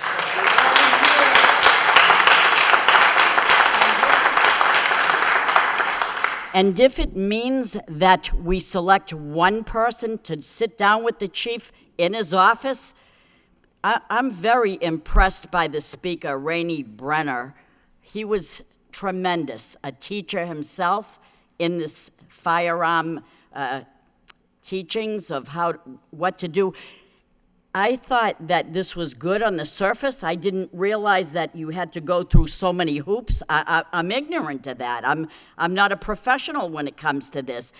I can only be as good as listening to this side and coming together in the middle and make a valuable decision. And I don't think we have reached that yet. I honestly don't. When you hear what they said and you see what came before us, it's really not right. I really don't believe that it is. That's my opinion. I won't support this tonight. I know that people tried to do what was right, and on the surface, without hearing the other side, I would have thought maybe it is right. So I thank you for coming down. I didn't realize that.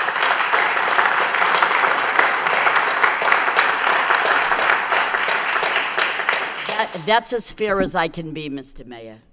Thank you, Councilor. Councilor Belanger. Thank you, Mr. Mayor. Great dialogue tonight. I do appreciate the speakers coming down, but as Councilor Mercier stated, there is another side, and I'd like to frankly hear the superintendent's side. Superintendent Taylor is here. He spent a lot of time on this, and I'd like him to come up to the podium and give a little brief dialogue on how he derived this and give a little explanation to the folks here and those at home, if that would be possible. Mr. Superintendent, then Councilor Leahy, will you take the chair after? Well, Mr. Manager, did you want to speak first? Yes, thank you. Through you, Mayor. I know that the superintendent, the city solicitor have worked an incredible amount of hours and time and research doing this, consulting with me, and has brought forth the best policy that the superintendent feels for the city of Lowell and its residents. And so I just ask you to explain your reasoning why you think this is the best alternative for this policy. Superintendent. Thank you, Mayor. Through you to the members of the City Council. As the firearm licensing authority for the city of Lowell, I've undertaken a review of the longstanding policy for issuing licenses to carry in the city of Lowell. Early in the process, it became apparent that our current policy was more than 30 years old and that it was in need of modifications. The main objective was to review and ensure that the policy adhered to the required state regulations and the constitutional requirements while also ensuring public safety of the citizens of Lowell. The Lowell Police Department, with a great deal of effort on working with the city's law department, and I have to give due accolades to the city solicitor and also Assistant City Solicitor Rachel Brown. We conducted extensive research and had several discussions with other licensing authorities throughout the Commonwealth. Additionally, we engaged the public in conversations with many members of the community who had an interest in this policy. Several meetings were held. Modifications to the policy, I think, take into consideration the research from the other licensing authorities as well as opinions from the community members. And in summary, I think this policy conforms to the necessary regulations and constitutional requirements while keeping in mind the public safety of the citizens of this community. Excuse me. Highlights of this policy, I'll go through them. I think this is probably the most significant modification. Previously, the policy, long-standing policy, and I said it goes back 30 years, it may in reality go back much further than 30 years, was that we really didn't give out any substantial numbers of unrestricted licenses to carry. And it just wasn't done, and out of a course of several hundred licenses to carry that are either renewed or applied for on a yearly basis, less than 25 on a yearly basis were given out unrestricted, and those were fit into some very narrow guidelines. So the first most significant part of this policy is that it reviews each application for either a renewal or a license to carry on an individual basis. Previously, we didn't do that. We just didn't give them out, the unrestricted. So now everybody gets an individual review of their application. Also, we added to the application process for the minimal level of license to carry, which is the restricted one, which basically is for hunting and sporting, a requirement that people, as part of the basic safety course, go through a live fire requirement. That was not included in the prior one, so literally people could go through a minimal safety course as outlined by the state and not necessarily have a live fire requirement, no guarantee that they actually knew how to fire the weapon. This new regulation does require that. That's also consistent across many other licensing authorities across the state now. Another one for people that seek occupational or unrestricted licenses to carry. I think that a advanced safety course is a requirement. I think it ensures the public safety. It ensures that people that have an unrestricted license to carry, that actually carry the weapon out in the community in a concealed capacity, have some advanced level of training. And we used as a guideline the NRA course that is titled Basics of Personal Protection Outside the Home. And that's much different, in my opinion, than the basic fundamental course. It gives a minimal level of training. It's not quite candidly what I think is sufficient, but it's a minimal level. It's an increase in training so that we can from a safety perspective, guarantee that, that the people that are getting these unrestricted or occupational licenses have some level of proficiency that includes things like, for example, and this is included in that NRA Basics of Personal Protection Outside the Home, that includes avoiding dangerous confrontations. I think that's very important. And let me give you an analogy. I think that's very important. The average police officer that we employ that carries a firearm for protection of the citizens goes through hundreds of hours of training. The least significant component of that, in some respects, is the actual target shooting at the range. It's a comprehensive training policy that includes dealing with people with mental illness, people dealing with substance abuse, firearms, less than lethal technology, de-escalation techniques, a legal review. It's literally hundreds of hours of training. The actual smaller piece of that is actually going to the range and making sure you can put your rounds on a target. It's a much more comprehensive, inclusive policy than that. And I think that this certainly doesn't get anywhere near that level of training, but I think it provides something in addition to just actually shooting a weapon.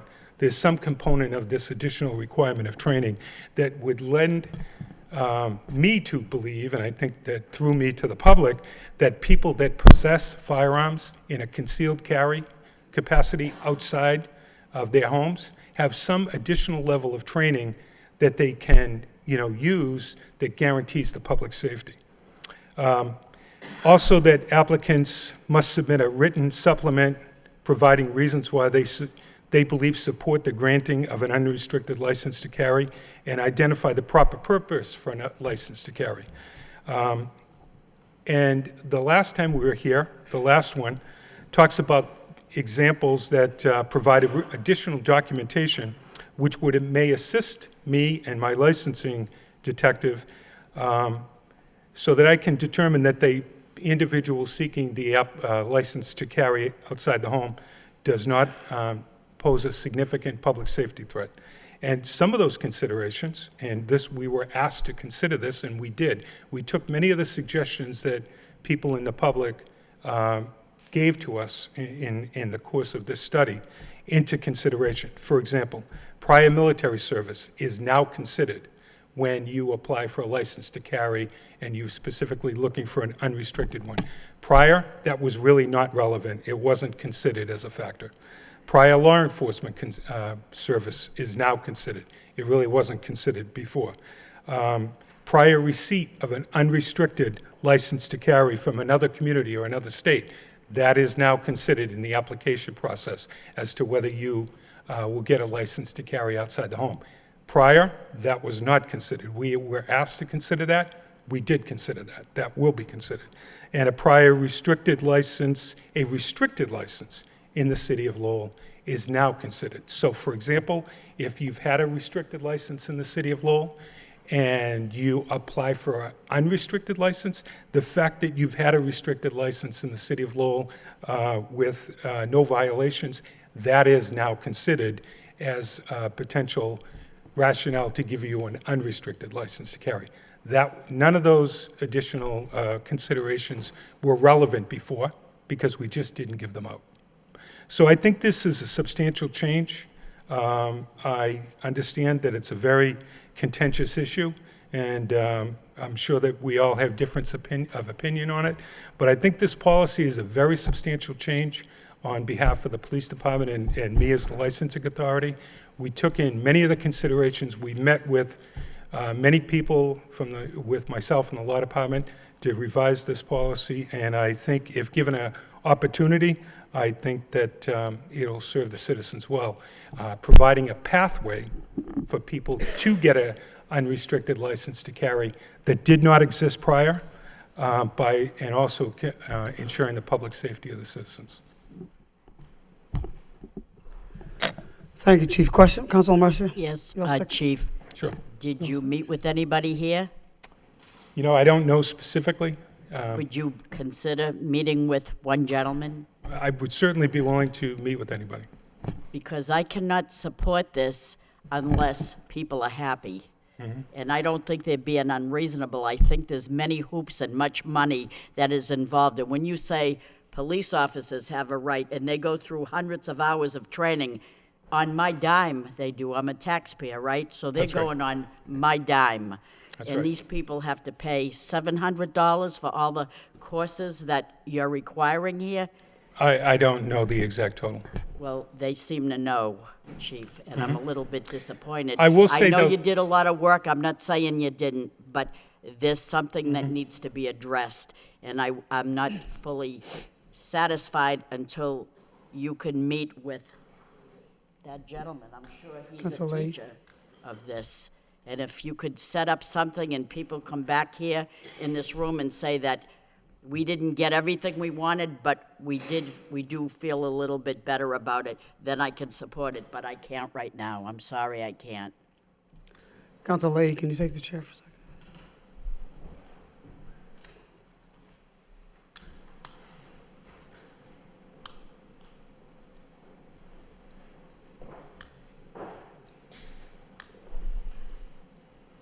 Chair recognizes Mayor Elliott. Thank you, Mr. Vice Chair. I just want to say a couple of words because I wasn't here for the last meeting. And I know my office has received a number of calls throughout the many months that this has been worked on. And what I do know is more often than not, we can find a common solution to satisfy both sides of an issue, as we do more often. I have to say, I'm like Council Mercer. I don't like guns. I'll never own a gun. But I do believe that people do have the right to choose if they want to have a gun. And I think the most compelling message that was communicated here is we have the law-abiding citizens. They are not the problem. We have a gun problem in the city. We have a gun problem in urban centers and across the nation. But the problem is not with these individuals. And I guess just before I say a few more comments, Chief, has there ever been a problem, a trend with these individuals, the people that do get licensed? I mean, is there some compelling reason why we're putting more of a burden, more training to these individuals? Have you seen that? First and foremost, and how many requests for permits do you get in a annual We issue between, say, 300 and 600 permits, licenses to carry per year, depending on the year. Now it's a 6-year cycle. So it's every 6 years that these are reviewed? Now, the current regulation, Okay. once you get it, it's good for up to 6 years. That's right. So I guess my question is that for these people that have been licensed, is there a problem? Do you see, once they get their license, that they're not being responsible? We have had a couple of situations, one recently, where somebody that had a license to carry was involved in discharging it inappropriately, and that person did get their license suspended. There have been others, too. So it does happen on occasion. But general, I guess that's what my concern is, and I would support, that we continue to find some happy medium, because we don't want the people that are law-abiding citizens who have the fundamental right to carry to not go through the proper procedures. And, sometimes we tend to overregulate. And if you legislate too much, people are just going to walk away from it, and they're not going to,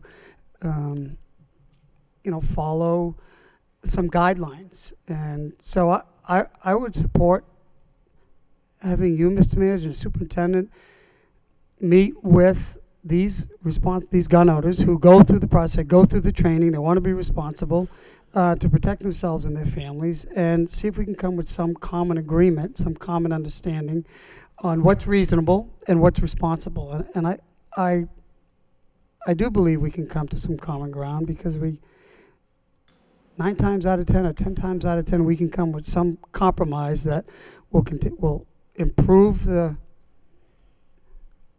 policy, knowing that there is a problem, and at the same time, take into consideration the concerns presented here tonight.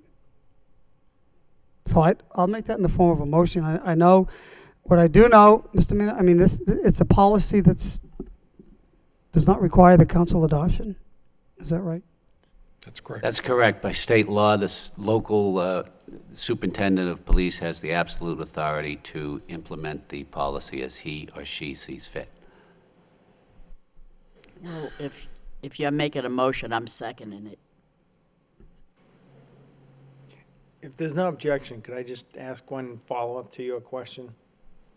Chief, would you say there's a difference between renewing, like when you issue licenses every year, how many would you say are new versus renewing them? Does that make a difference? I can see maybe some concern of number of guns out there, but maybe there's more renewals than actual new licenses. Would that matter?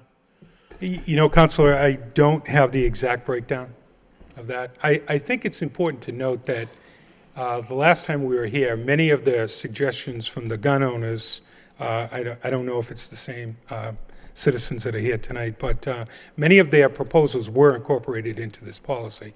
I think some of the additional requirement for training, if you want to carry it unrestricted out in the community, I think that's a very valuable additional training. Is good to ensure the public safety of people that go about their business in the city on a daily basis. So, okay, thank you, Council Milanazzo, quick, sure. Are you all set, Mr. Mayor? Okay, thank you. Let me begin by saying that I appreciate all the work that the superintendent put into this, as well as the law department and the administration. And I think that we have made some progress, but I also, support the motion that can we come back to the table and try to come up with some common ground.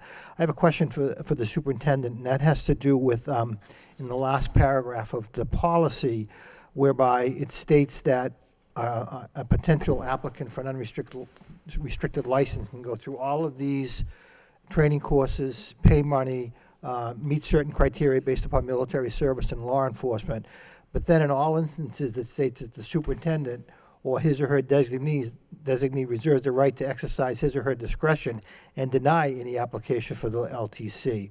That's right. Or to issue a restricted or unrestricted LTC in accordance with Massachusetts law. In your opinion, if an applicant goes through all of this, the criteria in this policy, do you see yourself and or your designee ever denying a person? I think, Counselor, if they adhere to the guidelines and submit a completed application, and assuming there are some variables, for example, the way this policy is designed, if you look at the completed policy, there's a Section 9 and a Section 10, and they're designed to mitigate each other to some extent. So a person that has a very strong Section 9, and if we review the policy, you'll see that Section 9 specifically talks about a written supplement providing specific reasons the applicant can articulate that supports the granting of an unrestricted license. So if that's particularly compelling, then that lessens the need for 10 or vice versa. Okay. So I do think that in usual, they would not be denied. However, let's say, for example, one possible scenario is the recommendation letters, when we go back, if we have some questions and we consult with the person that wrote the recommendation letter and they're either fraudulent or they're, less than supportive, that may be a factor. So that's why at the end, if I'm going to license a person to carry a firearm, then I want to be sure in my capacity as a licensing agent that I can live with that decision and that person is not going to pose a threat to the public being out and about in the city, in the streets, in the thoroughfares of the community with a concealed firearm. Thank you. Again, I agree with the comments made by my colleagues that the people that did speak here tonight, and thank you for coming down, are not the problem. But is there a way to get back to the table and come up with a common solution, if you will? So I would support that motion to continue discussions. Councilor Elliott and then Councilor Samara. Yeah, thank you. And again, I just want to wrap up. I just want to ensure that we're not penalizing the law-abiding citizens in the city that are doing the right thing. They're going through the procedures. They're here tonight saying this is placing an undue burden. It's a financial, more costs associated with this when, and it does send the message that the people that are doing the right thing are getting penalized, and the people that are not are getting away with it. So I support this. I think we can come up with a good solution and listen to the people who are here in conjunction with the law department and the chief to come up with a good compromise that will continue our effort to listen to our residents and still put gun control. We have the strictest gun laws in the state, and that's not the problem. It's the problem with everybody else out there that are the illegals. So thank you, Mr. Vice Chair. Thank you. Councilor Samaras? Oh, Councilor Rourke? Yeah, thank you, Mr. Vice Chair. I've heard many times tonight that these people are the problem, and that's just not the case. I think that's maybe a red herring, to be honest with you. I think that the goal is to everybody that wants an unlicensed to carry are people like yourselves, people that are of sound judgment, are well trained. I think the goal of the city would be that everybody is as well trained as Randy is in this situation. Someone that has done the work, that has put the time in. I first read this. I didn't know what the main problem was. I understand the cost may be an issue. If there's any slight tinkering that could be done to it, I would be all for. But again, I think that the goal is to make sure that the people that want to have an unlicensed to carry are people like yourselves. I think the chief's trying to get to that point. Nobody here is a problem. Like I said, I've heard that a dozen times tonight, and at no one point in time has anybody accused anybody of you people being the problem. And again, I'll say it as, the city adopted a policy similar to this. Wants you people to be the example of gun owners in the city. So, if the motion's been made and that's what you want to do to try to tinker with this, to have a couple different ideas, I'd go for that. But I think for the most part, a lot of what's put in here tonight, would hopefully guarantee, responsible, well-trained people, such as yourselves, have the opportunity to obtain a license. So I'll leave it at that. Thank you, Mr. Vice Chair. Okay, thank you. Councilor Samaras, did you want to speak? Thank you. I also want to thank Chief Taylor for the presentation tonight. I think what happens with our chief, and this can be in any community, we put he or she on the block, so to speak, to make sure that they protect us. And we ask you to come up with rules and have a force that's well-defined and understands what their role is and ensures that we are protected. So you have to be commended for that. And when I looked at this program that he presented, to me, it was simply more training. And I'm always, being a former educator, the more training we have, the better off we are. But at the same time, as a body, we're here to protect, and we have to define our role by amendment rights, by what the Constitution states, what the laws state. So I understand that. So I'm willing to support the initiative to just have another review. And it is up to the chief. I mean, it's his decision as to what goes. But if you think about it, he made a major concession in going from not allowing in the city the carrying of firearms to allowing it. And he's asked for some training. And so I think, again, we have to applaud him for trying to ensure and do his best to protect us. At the same time, a lot of people came here, and I mean, as Councilor Rourke stated, there was never a question about the people that are here, about their capacity to carry arms, to carry out their amendment rights. But we're getting technical, and we're getting technical regarding training. And I do support training. I think the more training we have, the better off I will feel.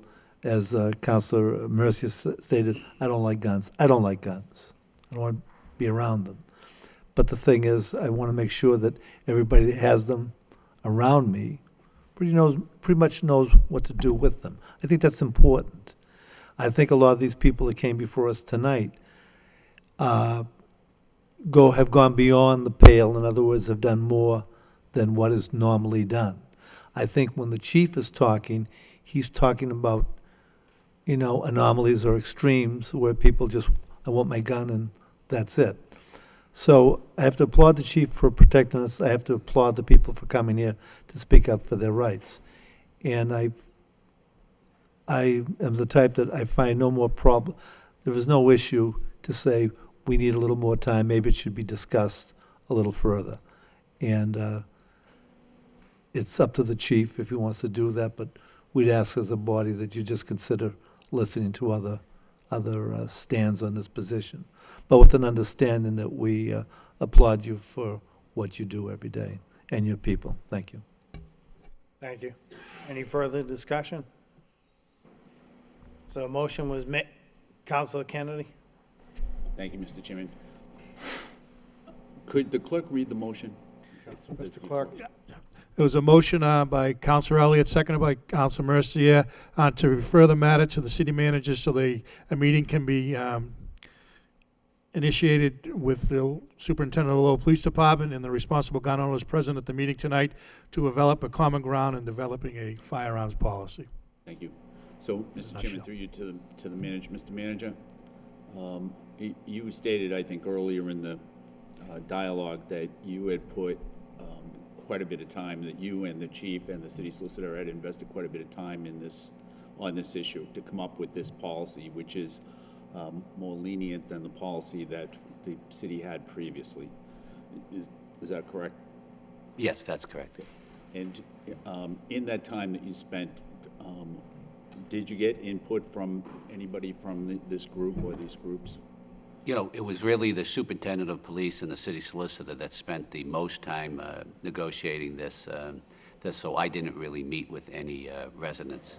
Okay. I realize that this is not, it is not the city council that makes this policy, and that it is the police chief, and so that in the end, this has to be a policy that the police chief can live with. But do you see value in adopting this motion and taking input from the people that spoke here this evening to maybe see if the policy could be amended a little bit? Oh, absolutely, especially when it comes to the training segment, and maybe, if somebody's indigent and can't afford a course, maybe they can have experience as a substitute for the course. We can look at some of those issues and see if it would help out under the situation. But I certainly think it's worth one more effort to see if we can reach a compromise. Okay, thank you. Thank you, Mr. Chairman. Thank you. Councilor Belanger? Thank you, Mr. Chairman. I will be brief. There's been a lot of dialogue tonight, but I do want to thank the chief and the manager and the city solicitor for an extensive, no doubt, countless hours went into this proposed ordinance here, so to speak. But, one incident comes to mind here of the current ordinance. If we can all reflect back over the summer when a variety store owner was robbed in the Highlands on School in Liberty Street, when the shop owner came out and shot at the suspects. Now, was the shop owner licensed to carry legally? Yes. Did he have a right to defend himself? Yes. But ultimately, he came out and shot into a residential dwelling. So what did he lack? Training. I think that's a good example of what we're talking about here tonight.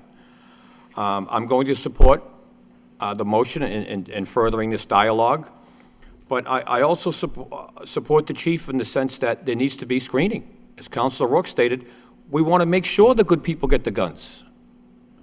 Okay? We want to make sure they're fit, they don't abuse drugs and alcohol. Okay? And I want to see that they're trained. Maybe not as extensive what's here to the cost, but we can't make it free. Okay? So I support screening and I support training. Now, we'll discuss to what level, but I think the chief, his job is to protect the city. And I think he's done a great job with that. Perhaps we could fine-tune it a bit. He's toned it down from what a lot more considerations have been added, military service, police service. So I think we're on our way to a compromise. I'm willing to discuss it, but I don't want to make it easy. And that's how I feel. I think there should be a background check and training, and I'll leave it at that. Thank you very much, Mr. Vice Chair. Thank you. Councilor Murphy? Thank you, Mr. Vice Mayor. I'm just going to make this a little bit simple. I don't want people to jump through hoops. I know everybody worked very hard and tried to make this happen, but there's a happy medium that isn't met here. There is injustice still here.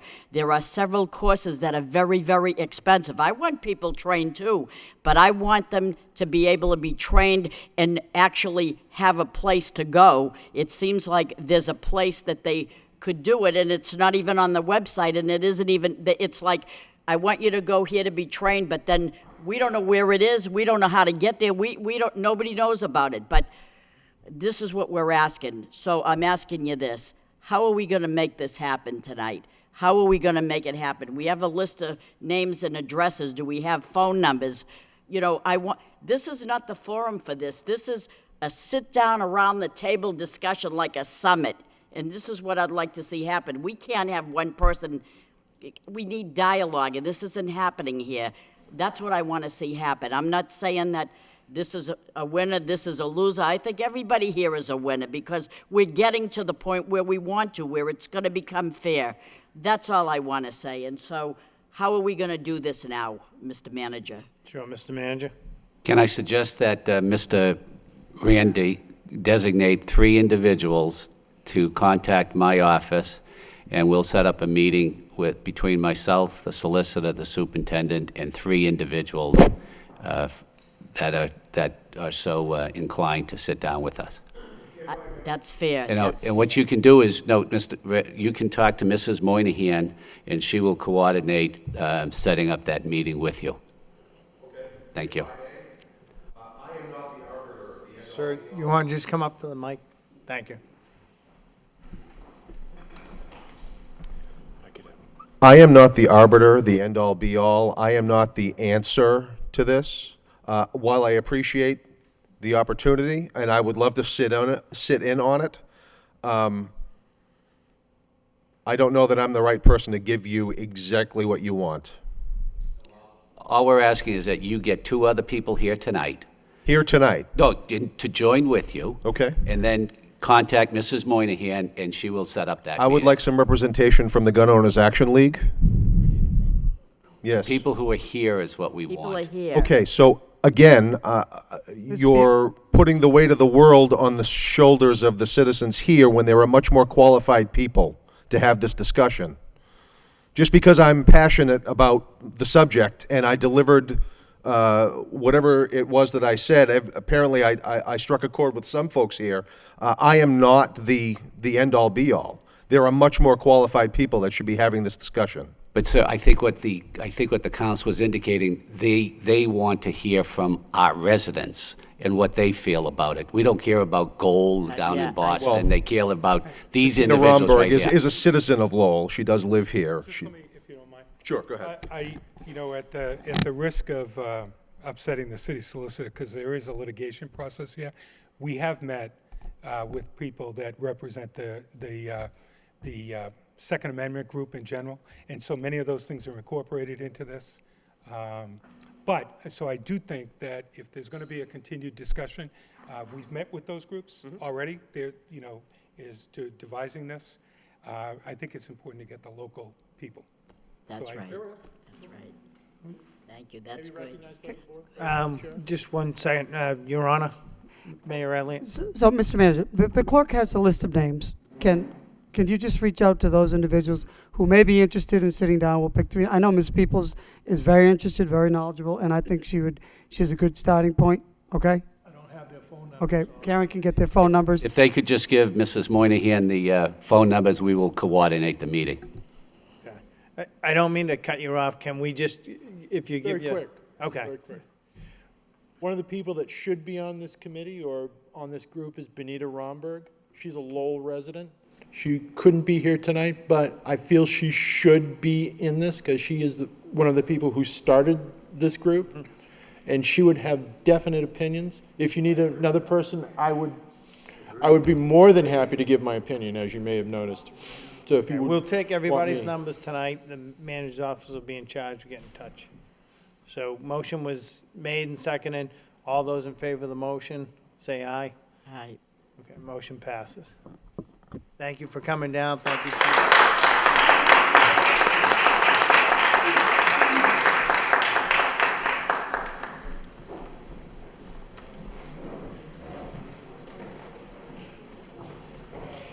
So if we can't just take another item out of order. Mr. Manager, you have an item on, it's 5.6. If there's no objection, we have individuals that have been very patient here this evening that are interested in speaking on this. This is 5.6 on our agenda, and it's motion to suspend by Council Belanger, seconded by Councilor Kennedy. All those in favor signify by saying aye, and the opposed, that motion carries. This is a vote that requires 2 readings. It's a vote to increase the cost of living base for City of Lowell retirees. This is a second reading. In City Council is a vote to increase the cost of living base for the City of Lowell retirees. At December 18th, 2015 meeting of the Lowell Retirement Board, the board voted to increase the cost of living base from $15,000 to $16,000 effective July 1st, 2016, to increase the cost of living base to $17,000 effective July 1st, 2017. In accordance with the Chapter 188 of the Acts of 2010 and the provisions of Mass General Law, Chapter 32, Section 103J, the board needs council approval. Excuse me, Mr. Mayor. Excuse me. I have to leave the room. This directly affects me, so I cannot Okay. stay here. Second reading. So this requires a roll call. Chair would like to recognize the city manager. Mr. Manager. Thank you, Mr. Mayor, and through you to the City Council. I think this is a very significant move this evening if the City Council is so inclined to adopt this order. What we're talking about basically right now, in order to qualify for a cost of living adjustment, is the retiree must earn $15,000 or less. And in this day and age, with the skyrocketing cost of living, it's very, very difficult for an individual to survive and needs cost of living adjustments. What we've asked through Bob Healy on his position with the Retirement Board is to phase this in fiscal year 17 is increase the threshold from $15,000 to $16,000, and from $16,000 to $17,000 beginning in fiscal year 18. Connor Baldwin, our Chief Financial Officer, has estimated in the first fiscal year this will cost the city $250,000. And then in the second fiscal year, that will double to approximately $500,000. It's a significant amount of money, but it's something we have to do for those who are most in need. And we will be able to meet this obligation, and we are saying that we do have the wherewithal in the next fiscal years to meet this obligation, and we are recommending that the council adopt this order to increase the threshold to qualify for the cost of living adjustment. Thank you, Thank you, Mr. Mr. Manager. Manager. Thank you very much. Mr. Mahoney. My name is Joe Mahoney. I'm the chairman of the Lowell Retirement Board, and I would like to thank the manager for his support, and I'm asking that for the rest of the council that they would support this. If there are any real technical questions, we brought our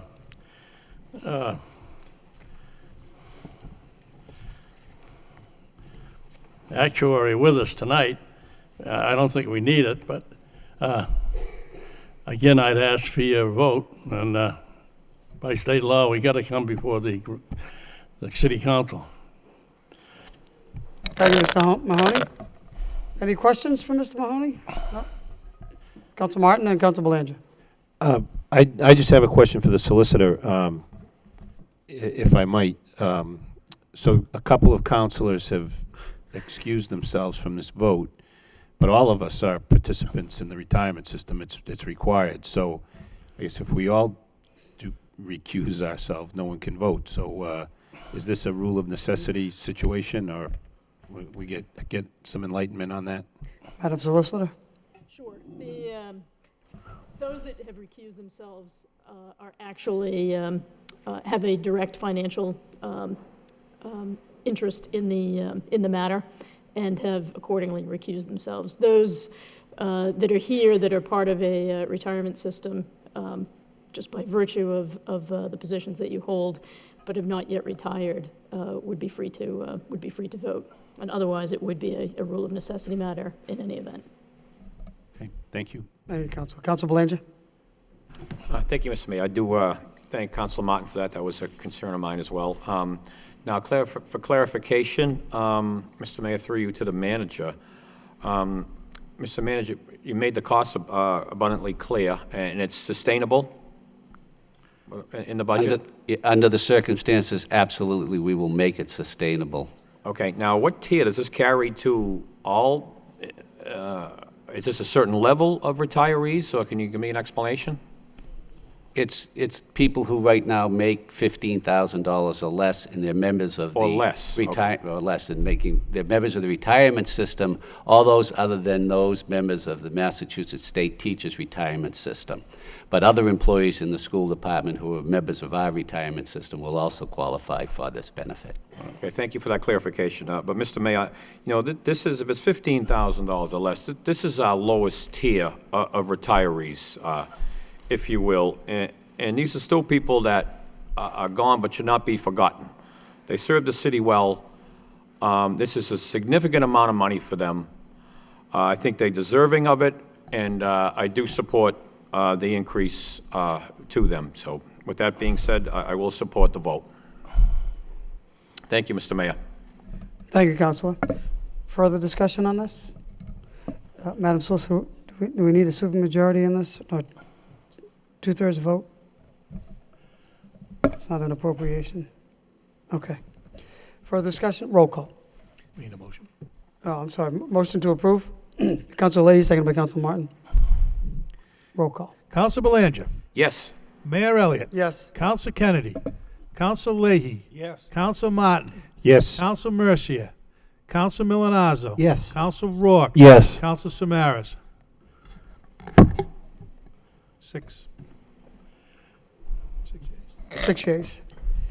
Motion carries. Thank you for joining us this evening, Mr. Mahoney. So Thank you very much. Thank you with the council. Thank you for staying so late. We Yeah, appreciate it. That's good.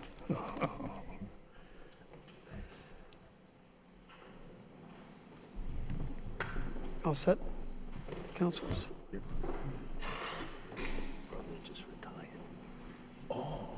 So what's that going to do here?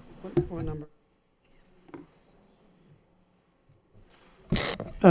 Can we have a gentleman that's been sitting here all night as well, unless you'd like to stay for the entire meeting. Motion to suspend and take an appointment. We thank you for all your service, so let's take you out of order. Motion to suspend, excuse me, by Councilor Rourke, seconded by Councilor Samaras. All those in favor signify by saying aye. Any opposed? Motion carries. We have a communication to appoint Kevin Fahey to the Hunger Homeless Commission. Motion to approve by Councilor Mercia, seconded by Councilor Martin. All those in favor of this motion signify by saying aye. Any opposed? That motion carries. Mr. Manager. Thank you, Mayor, and through you to the council, I'd just like to introduce Kevin Fahey. I'm sorry I didn't know that you were sitting there, but we thank you for your volunteer for service to the city, and we welcome it. And could you just introduce yourself to the council and tell them a little about yourself? My name is Kevin Fahey. I'm on the board of directors of the Open Pantry of Greater Lowell. I serve as the security manager for Lowell Summer Music Series. I help out at other charities where I can. I recently organized a library at the Transitional Living Center. And usually a lot of people see me walking around downtown trying to lose some weight. Trying to avoid the cars. Well, thank you, Mr. Fahey. As the manager alluded to, we appreciate you volunteering your time and commitment to the city, especially on the Hunger Homeless Commission, as well as all of your other work in the city. We thank you very much. We look forward to seeing you much more. Thank you very much. It's an honor.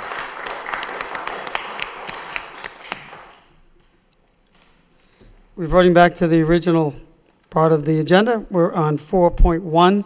We have communications. We already took up one of those items, but we'll begin with motion response A on downtown lighting. Are there any comments on motion response A, Mr. Manager? I just want to inform the council that all of the lights are in, and they have been installed in all of the lighting on Merrimack, East Merrimack, and Bridge Street, so the new brighter LED lights have all been installed, so it should be a much better change on those streets. Thank you, Mr. Manager. Moving on to motion response B, corporate sponsorships. Any questions, comments? Council Belanger. Yes, Mr. Mayor, I'd just like to give a quick update that Councilor Samaras, the manager, and I met with UMass Lowell official Peter Casey about sponsorships to, in particular, the Martin Sports Complex at Alumni Field, and we're going to be scheduling a future meeting to hopefully further some sponsorship opportunities at that facility that will go directly, those funds will go directly to the maintenance of that facility as well. So I think it's an untapped resource, and hopefully we can cash in and save the taxpayers some money. Thank you very much. Thank you, Council. Council Samaras. I just want to echo Council Belanger's words. Actually, Council Belanger was the first one to bring up this process, and then I asked, along with Council Belanger, to bring the university into the process and learn from them. And I think we're preparing to build a $200 million high school, hopefully. But even with all of that kind of money, we never get enough money to do what we have to do. And I think this process, if we continue to look into this and try to work it out as the university does, there's a possibility we can be creative with those funds. And if we get the money to build a high school, we can build a better high school with the naming process and those type of things. So I'm glad it's started, and I think it has obvious rewards. Thank you. Thank you, Council Samaras. Further discussion on motion response B. Moving on to motion response C, and that's tax revenue municipal lien auction. Council Kennedy. I'd just like to, through you, Mr. Mayor, I'd just like to thank the manager for the additional response. I think it's good that we've gotten $9.3 million in four fiscal years. So. Thank you, Council Kennedy. Further discussion on motion response C, Councilor Leahy. I just wanted to add, too, that, through Councilor Kennedy's motion with that, the work of the administration, that's a lot of money. That's a great job, and it's good to see that high number, so thank you. I want you to speak up. It's time to speak, Councilor, so they can hear you. They can hear. Thank you, Councilor Leahy. Further discussion on motion response C. Seeing none, moving on to paving schedule, motion response D, intersection of Humphrey Street and Douglas Road. Move on to motion Councilor Leahy. Through you, the manager. When it says water work, is that separating the sewer and the? Is that separating the sewerage and the No. No. Mr. Manager, Mr. Snow. No, that's just replacing the water main that's under Humphrey Street. It's in bad shape. Just the water main? Yeah, just the water. So that's not sewer and it's the.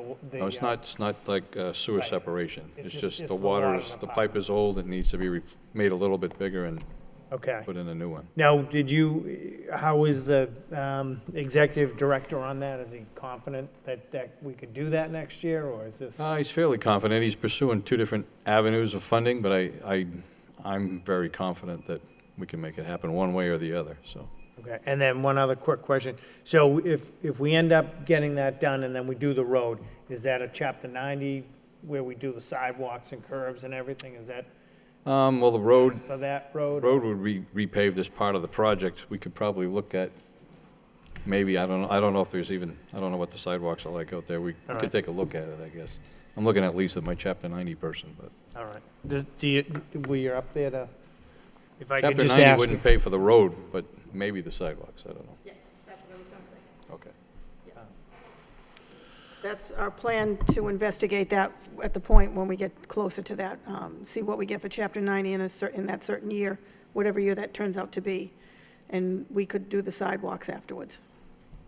Well, like my understanding is when we do a road with Chapter 90, you have to do everything, right? Is that correct, or no? It would look at the condition of what's out there. If there's a sidewalk there that's in fair shape, then we can leave it there. Okay, well, I guess, so just being direct, the road is in awful shape. And I think the sidewalk, but from recollection, I don't know if the whole length of the street has sidewalks or not. I think it's one of those roads where certain sections have sidewalks and then it goes without sidewalks and then they may pick up again, but, Parts of the road have sidewalks on both sides, and then there's another section that has sidewalk just on one side. okay. The paving of the road would take place at the end of the water project funded through the water utility. Okay, all right, so the water utility would be, as what they did on Varnum Ave, they would be responsible for paving the road when they're done? Curb to curb. Okay, all right, thank you. Further discussion on motion response D, paving. Move on to motion response E, redesign intersection of Moore and Gorham Streets. Mr. Mayor? Councilman Mercia? Thank you, Mr. Mayor. To redesign the intersection of Moore and Gorham Streets, in this area in front of the businesses on the corner of Moore and Gorham Street, which I believe is Meineke, the sidewalk jets out so wide that when a trailer truck is coming from Gorham Street to make the left turn around that to get onto Moore Street, it's just very, very difficult with cars there coming out onto Gorham Street. It makes it very difficult. And someone that would know that better than any of us, and so when we talk about redesign, whenever we talk about redesign, the people that know the most about it are the people that actually work there, live there, and are there more than anybody else. So I would say if you could consult with Mario at the furniture store across the street, he'll fill you in on all that. And it's very important that he gets involved to kind of know that. Ms. DeMayo? We're very familiar with the owner of Mario's. He's been in the office on numerous occasions. Well, was he consulted about the redesign and that protruding sidewalk? The area that he came in to complain about was on his side of Gorham Street, the pharmacy, and between the pharmacy and his building on one side and the pharmacy on the other. That was his concern. Dick Street? Dick's, on either side of Dick's. He didn't mention Meineke at all. He didn't talk to me about that, but he's now talking about Meineke, so if we could talk about that. No, we'll reach out to him and Okay. consult what's the Okay. best practice Thank you. there. I believe that our plan already includes shaving some of that. Good, that's fine.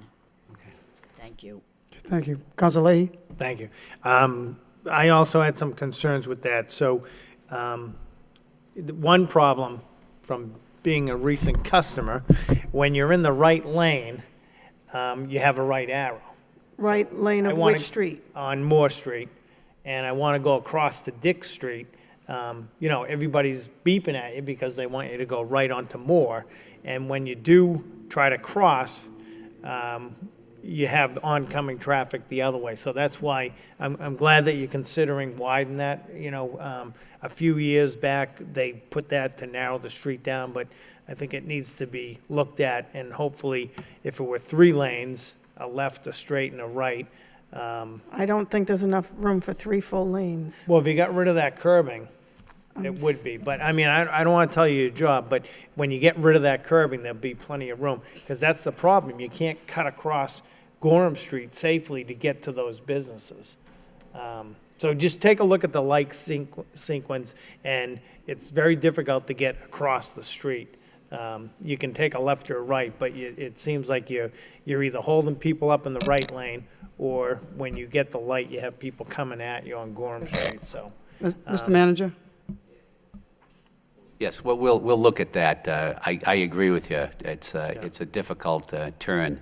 We're going to be vetting that Dick Street with the neighbors and the businesses, so we'll make sure we reach out to everybody to And make they're sure that very- they're on board. They're very enthusiastic, too. Sure. If we could help them out with that street, I mean, they've made comments that they want to put more money into their businesses, but they'd like to have the city have a little skin in the game and fix that street for their customers too. And they wanna- that way it'd be a good cooperation of everybody there. And we want them to buy into the Sure. traffic patterns also. So we will reach out to all of them and make sure that they're satisfied with the plans. Okay, thank you. It's similar to what we did in Couple Square before we started any of that work. Sure. We met with everybody up there and showed them the plan, and they gave us their comments.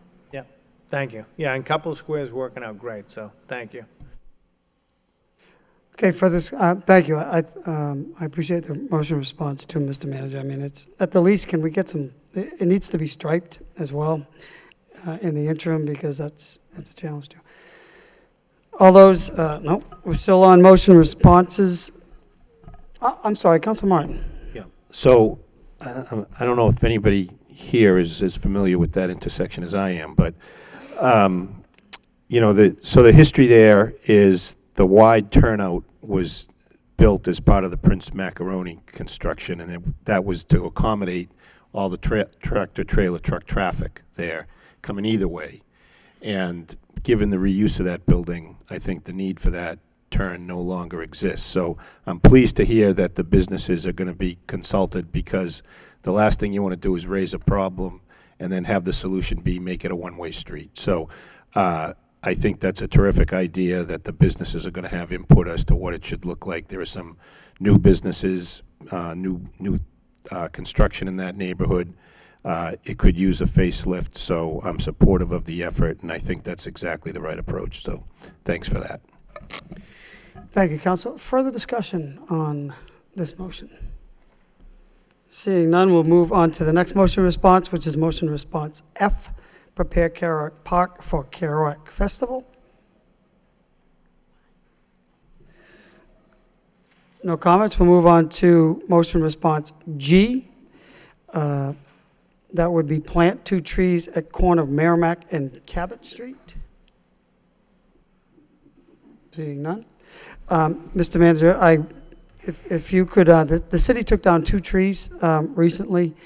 I meant to send you an email. One is at 31 Clark Road, and the other one is at 257 Andover Street. I both saw them at an event Sunday, and if you could just look into perhaps replacing them, they would appreciate it. Yes, and Mr. Manager? if you don't mind, Mr. Mayor, we're also looking from a verbal motion, Wentworth Avenue, and also other places on Upper Merrimack Street that could use a little sprucing up, to use a Sure. term. Okay, thank you. Can I just add one thing? Council Leahy? Thank you. Yeah, I just wanted to say, I did talk to the manager today about this motion, and I just wanted to see a little more, I guess, meat in the report. So I'm glad that we're gonna, take a look at the whole corridor versus just that corner, because when I really started to look around, we could use a little bit more around the trees, and just to make sure that everything, while we're there planting 2 trees, let's take a look at the whole strip. So, thank you. Thank you, Council. Council Belanger? Thank you, Mr. Mayor. I'd just like to make a brief point that, you know what, I mean, I like trees as much as anybody else, but trees grow, okay? And if you want to go out in JFK Plaza to see what trees do in time, it is a safety hazard out there. It's been totally destroyed. Bricks come up in time. I mean, trees grow, the roots obstruct the sidewalk, and it uproots bricks inevitably. I mean, it happens. I don't know why, I like trees, but seriously, in time, they're detrimental. I mean, I don't know what more to say, just a point I'd like to make. I appreciate the Council Leahy's efforts, and I know what he's trying to accomplish. They're beautiful, they do a lot of good things, but in time, I think they end up doing more harm than good. That's all. Thank you very much. Okay. We do have a tree ordinance too, so there is a process that's vetted as well. Further discussion on motion response G. Seeing none, we move on to motion response H, mediate the issue with residents on Concord River Walkway. Councilor Mercia. Thank you, Mr. Mayor. That was a fine report, and it is exactly what the residents aim to achieve: cooperation and a chance to make them whole again.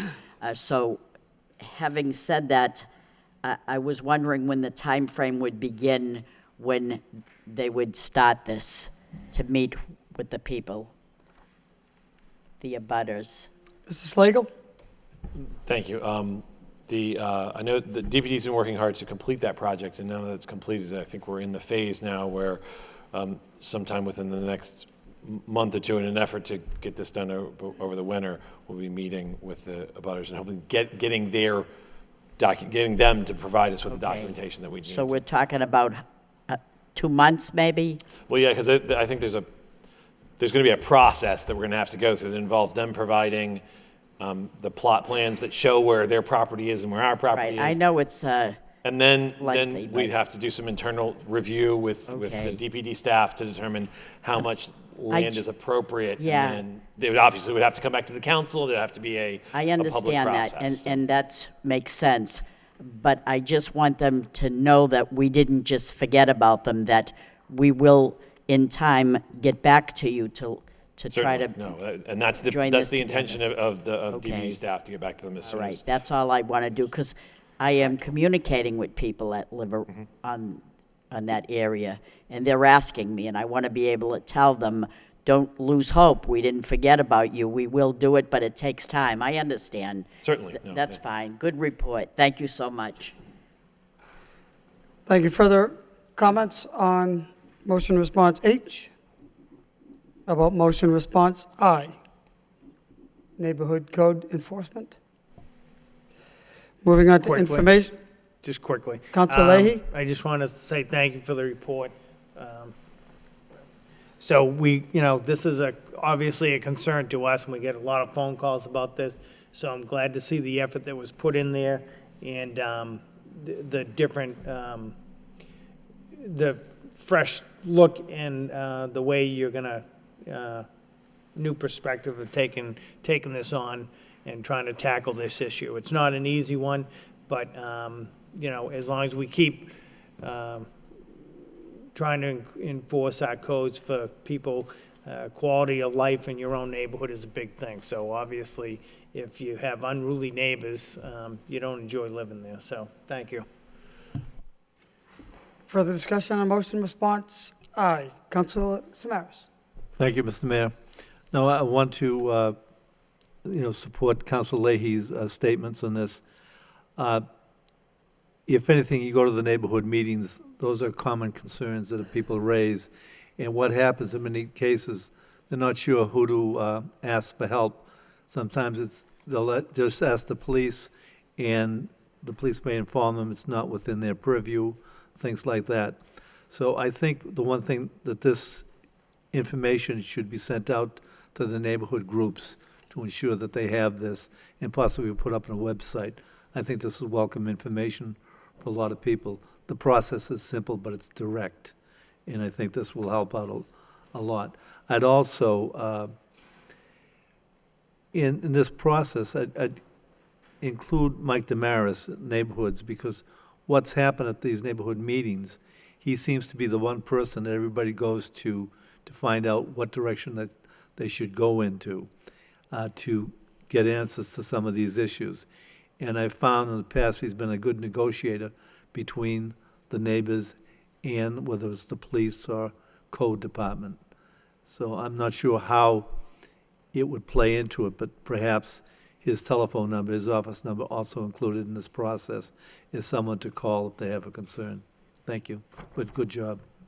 Thank you, Council. Further discussion on motion response I. Seeing none, we move on to informational. We already took up response J. Informational response K.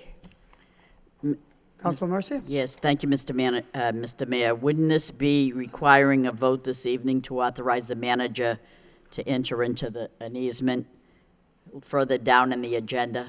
So- Yes, this ties into a number of items. Yeah, Mr. Manager? 5.1 to 5.4, and I think when we get Exactly. there, we'd like to take them all at once, maybe? These are, what we're doing is we own the Market Street Bridge, but the state is going to be paying for the repair of the Market Street Bridge. But what we need to do is to get certain easements for construction, plus right-of-way, and that these 4 votes are going to allow us to get those right-of-ways and the property to do a good job on this Market Street Bridge. Sure, thank you. Okay. So motion to accept the motion responses reports, accept and place on file. Motion by Council Belanger, second by Council Kennedy. All those in favor signify by saying aye. And the opposed, that motion carries. We move on to 4.2. We have a communication, we did 4.2. Excuse me, we'll move on to communication 4.3. That's the city manager request out-of-state travel, 1 person from the Lowell Police Department, 2 people from the Lowell Police Department. Discussion on that? Move approval. Move approval by Council Mercia, second by Council Rourke. Roll call. Council Belanger. Yes. Mayor Elliott. Yes. Council Kennedy. Yes. Council Leahy. Yes. Council Martin. Yes. Council Mercia. Yes. Council Milonazo. Yes. Council Rourke. Council Samaras. Yes. 9 yeas. 9 yeas, motion passes. We move on to votes from the city manager. Entertain a motion to bundle 5.1 through 5.4 Yes. and take all at once. So By moved. Council Mercia, second by Council Samaras. All those in favor signify by saying aye, and the opposed, motion carries.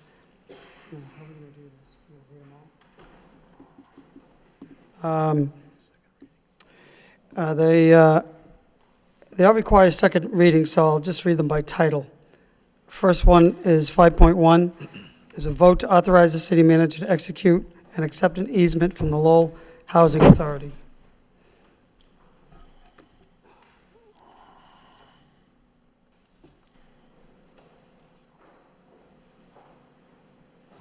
Okay, second reading by title, authorizing the city manager to accept and execute an easement from the Lowell Housing Authority or its successors located on a certain parcel of land situated at northerly and southerly of Market Street Bridge and over Western Canal Bridge L 015-045 Public Street in the city of Lowell.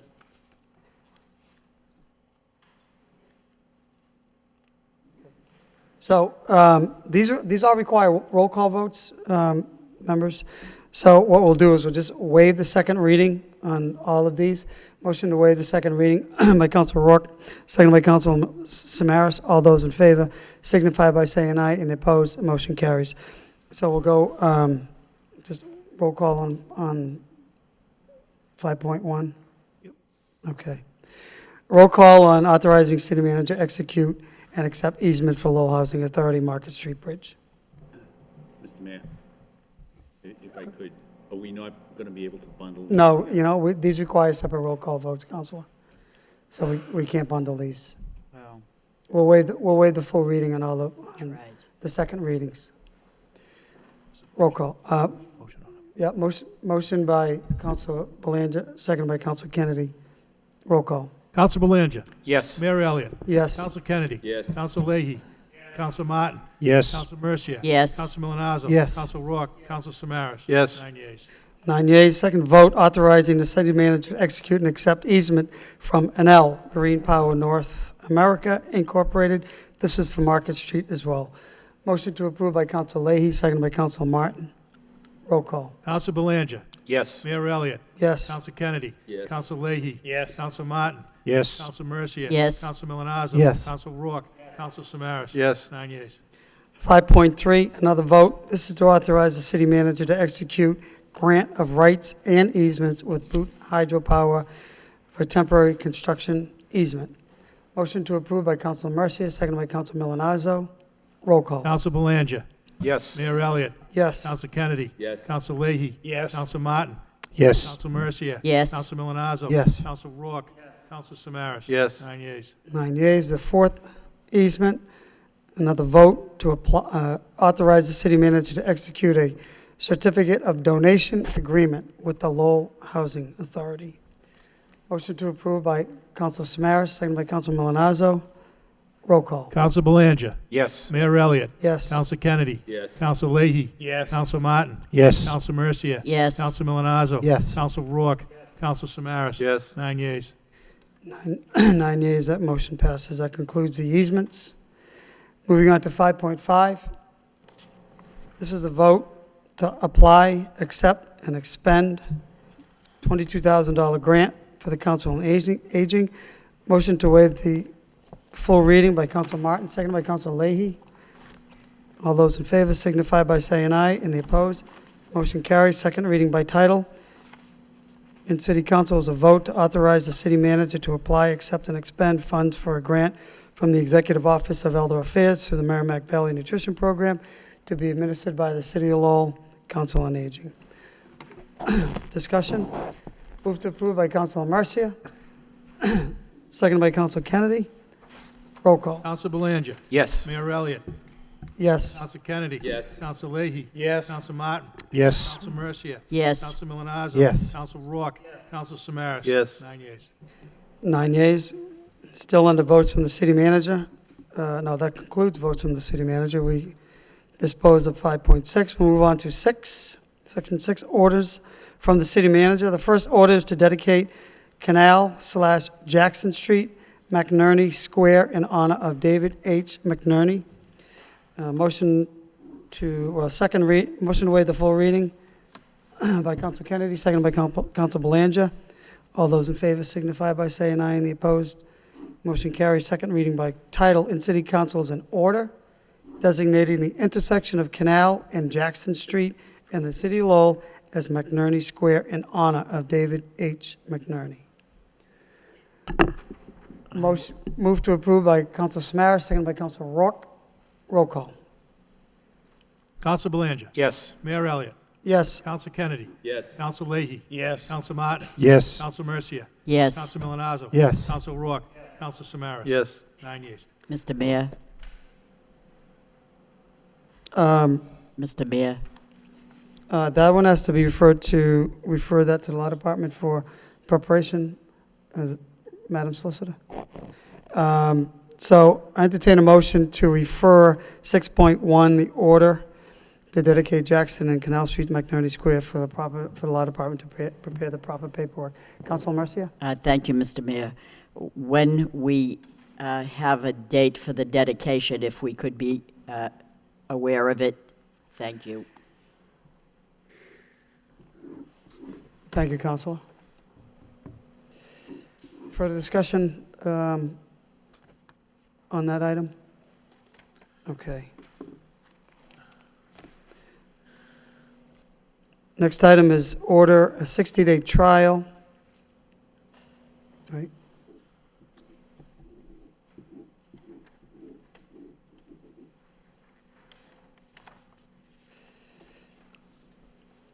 Motion to waive the full reading on the second reading by Council Milonazo, seconded by Council Mercia. All those in favor signify by saying aye, and the opposed.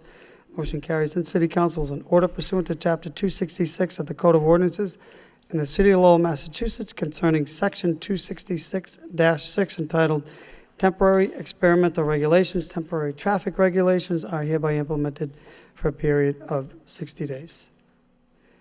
Motion to approve by Council Martin, second by Council Leahy. I have questions. Council Leahy on the motion. I just have a question on the Palmer Street.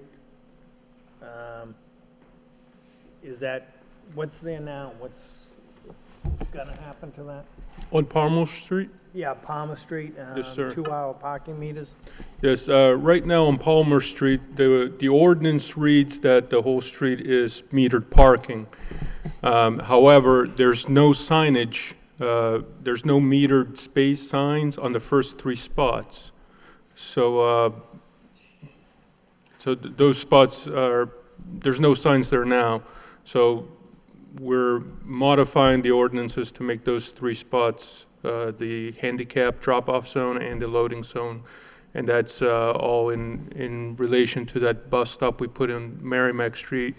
So after speaking with the chiropractor office and some of the businesses there, we decided to put the handicap drop-off zone there so his clients can easily access his business, and then the loading zone because some of the businesses there were complaining about losing their loading area. That's right where the Sovereign Bank is? Yes. Okay, and before that, nothing changes? Nothing. Okay, all right, thank you.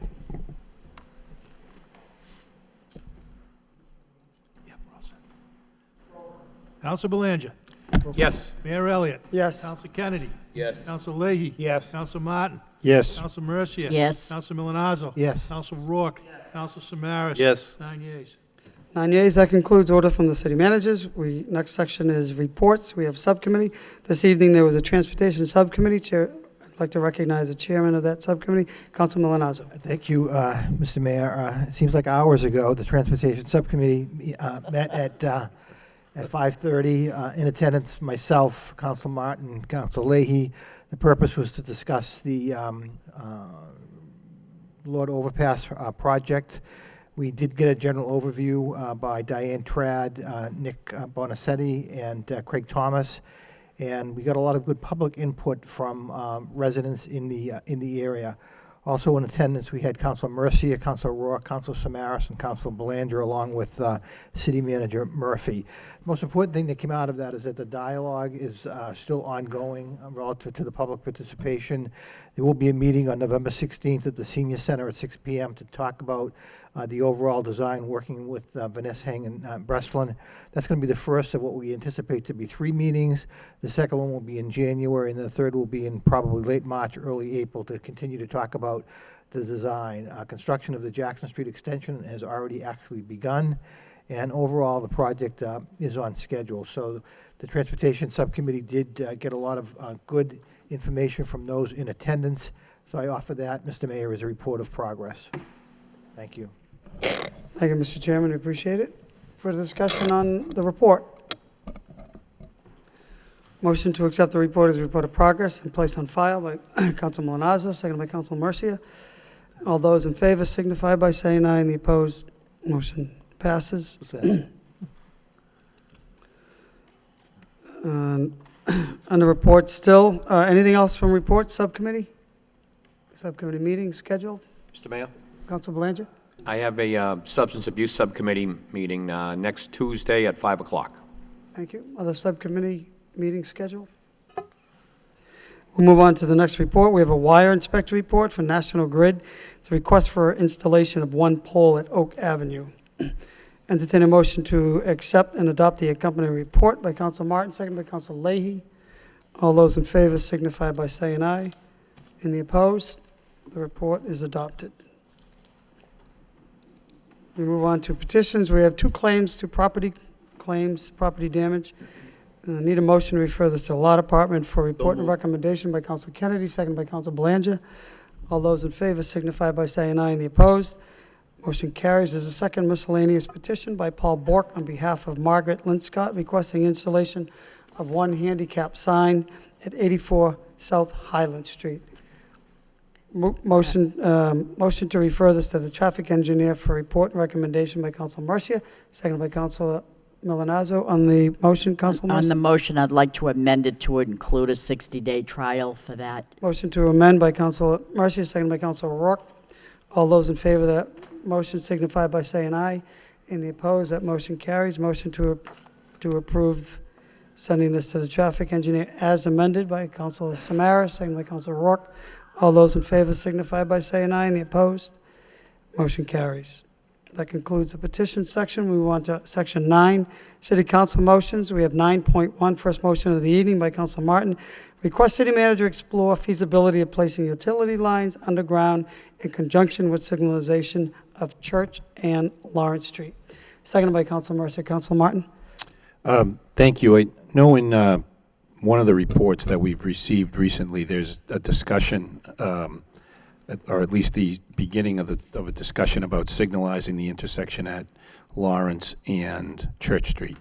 And if you drive down Lawrence Street, you look straight ahead, there's a pole, wires going every which way, a transformer, and I know it not far from there, it's underground. So if we're going to go through the cost and expense of signalizing that intersection, I'd like to at least have the possibility explored of relocating some of the utilities, extending the underground service at least that far. You know, we have a building called Gateway Center. It's supposed to be a gateway, and and any of the artist renderings you see of these buildings, there's never any utility lines in there. So I know it's probably the beginning of the process, but before it got too far along, I think that should be part of what's considered for that intersection.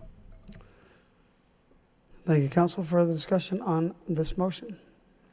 All those in favor signify by saying aye, and the opposed motion passes. Next motion of the evening by Councilor Mercia, request city manager to find ways and means to dedicate a parcel of city-owned land on Princeton Boulevard that identifies the area of Middlesex Village. Second by Councilor Milonazo. Mr. Clerk? Registered Speaker, Edward Caulfield.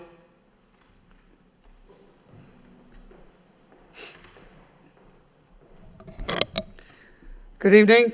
You've been here before. You've been patient throughout the whole evening, Councilor. Thank you, and all I can say is you have the patience of Job, believe me.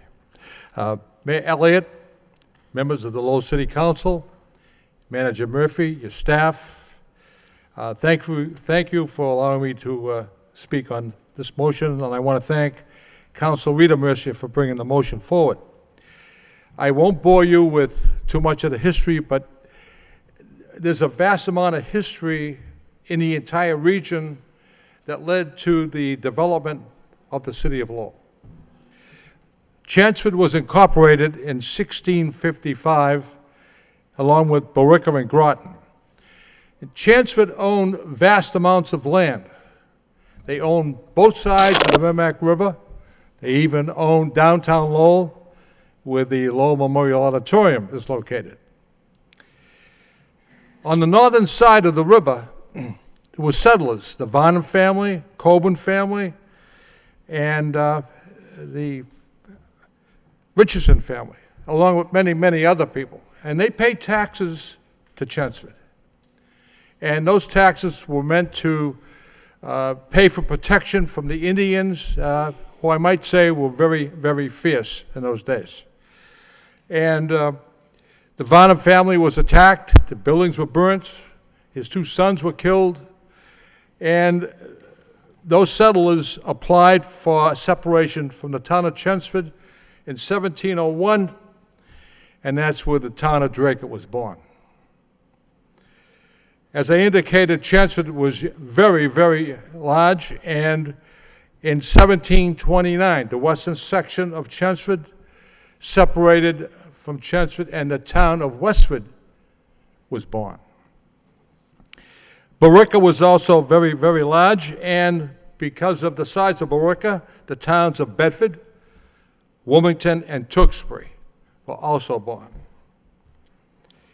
One would ask, how is this so important to Lowell? Because of the Industrial Revolution, this is what history tells us. In 1824, Chelmsford started to annex land to Lowell. In 1834, Tewksbury annexed Belvedere Village to Lowell. And there were many people in Tewksbury who weren't very happy about it. In 1836, the town of Lowell officially received a charter as a city granted by the Massachusetts General Court. Lowell was only the third Massachusetts community in the Commonwealth of Massachusetts to receive a city government after Boston and Salem. In 1851, Drake, that little town that was incorporated in 1701, annexed Centerville to Lowell.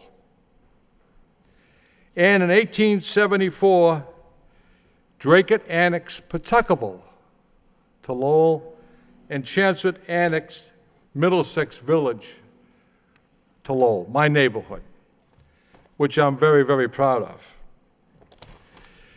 The history of Middlesex Village is absolutely very unique and immense. Middlesex Village dates back to 1655 with Chelmsford. The Bowers House, built in 1671. That was 50 years after the Pilgrims landed at Plymouth Rock. It still exists today. It's on Wood Street. And Alec Kazanjian has told me personally that he's going to refurbish that home, make it useful once again, and restore it as much as he can. And some of his employees have told me if you go into the basement, there are many various tunnels and things that they used in those days to escape the Indians, and it was an underground railroad as well. The Middlesex Canal opened in 1803, running 27 miles from Middlesex Village to Boston. It's 24 feet wide, 4 feet deep. It was used to transport lumber and materials to Boston, Massachusetts. And in those days, it was an engineering wonder. But as soon as the railroads were incorporated, the canal became obsolete. If you go to Hadley Park today, right in front of the playground, you will see a 4-foot granite stone that indicates Middlesex Village ran through this area.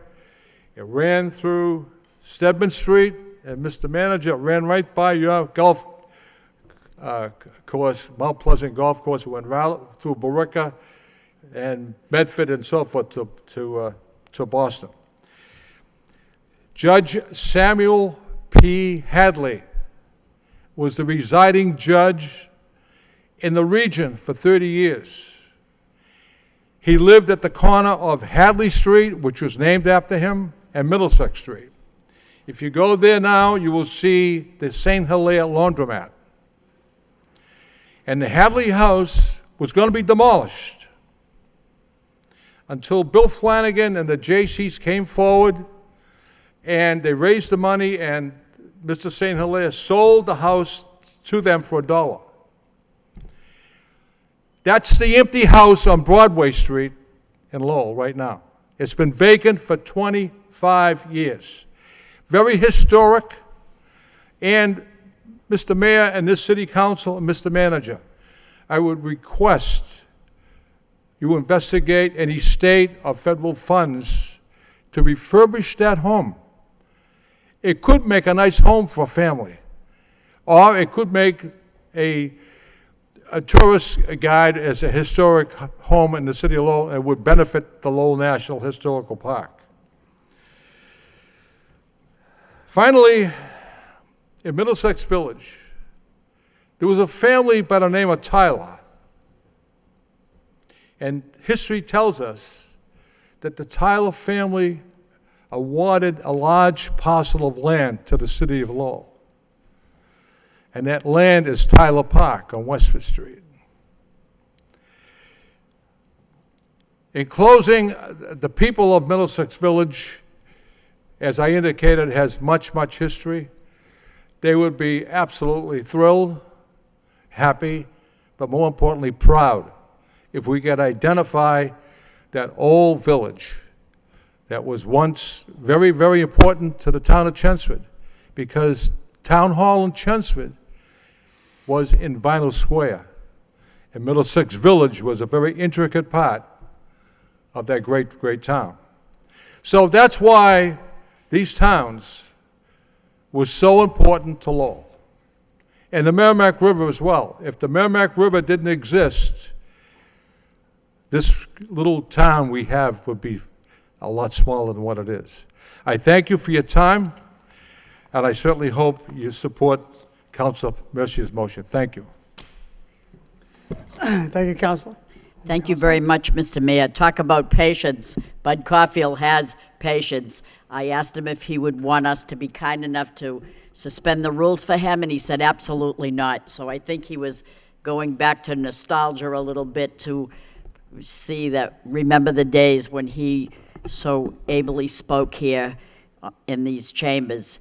I'm honored to present this motion. I think history is very, very important, and preservation of the past history is even more important. This is a motion, and not Councilor, but Bud Caulfield said remarkably, I could not say anything better than that. And the history that he has brought forth was very, very interesting.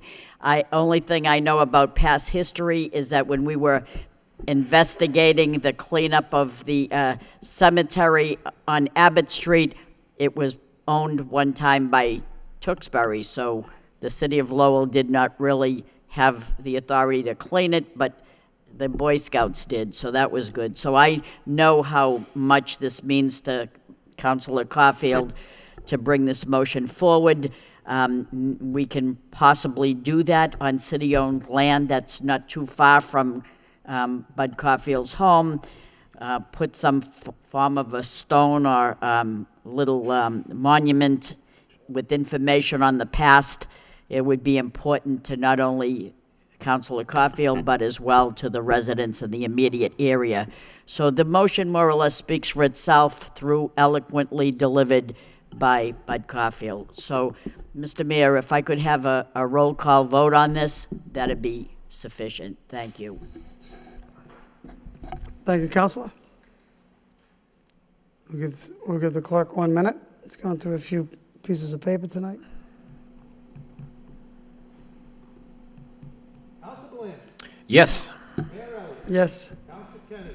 Yes. Council Leahy. Yes. Council Martin. Yes. Council Mercia. Yes. Council Bonazza. Yes. Council Rourke. Yes. Council Smash. Yes. 9 yeas.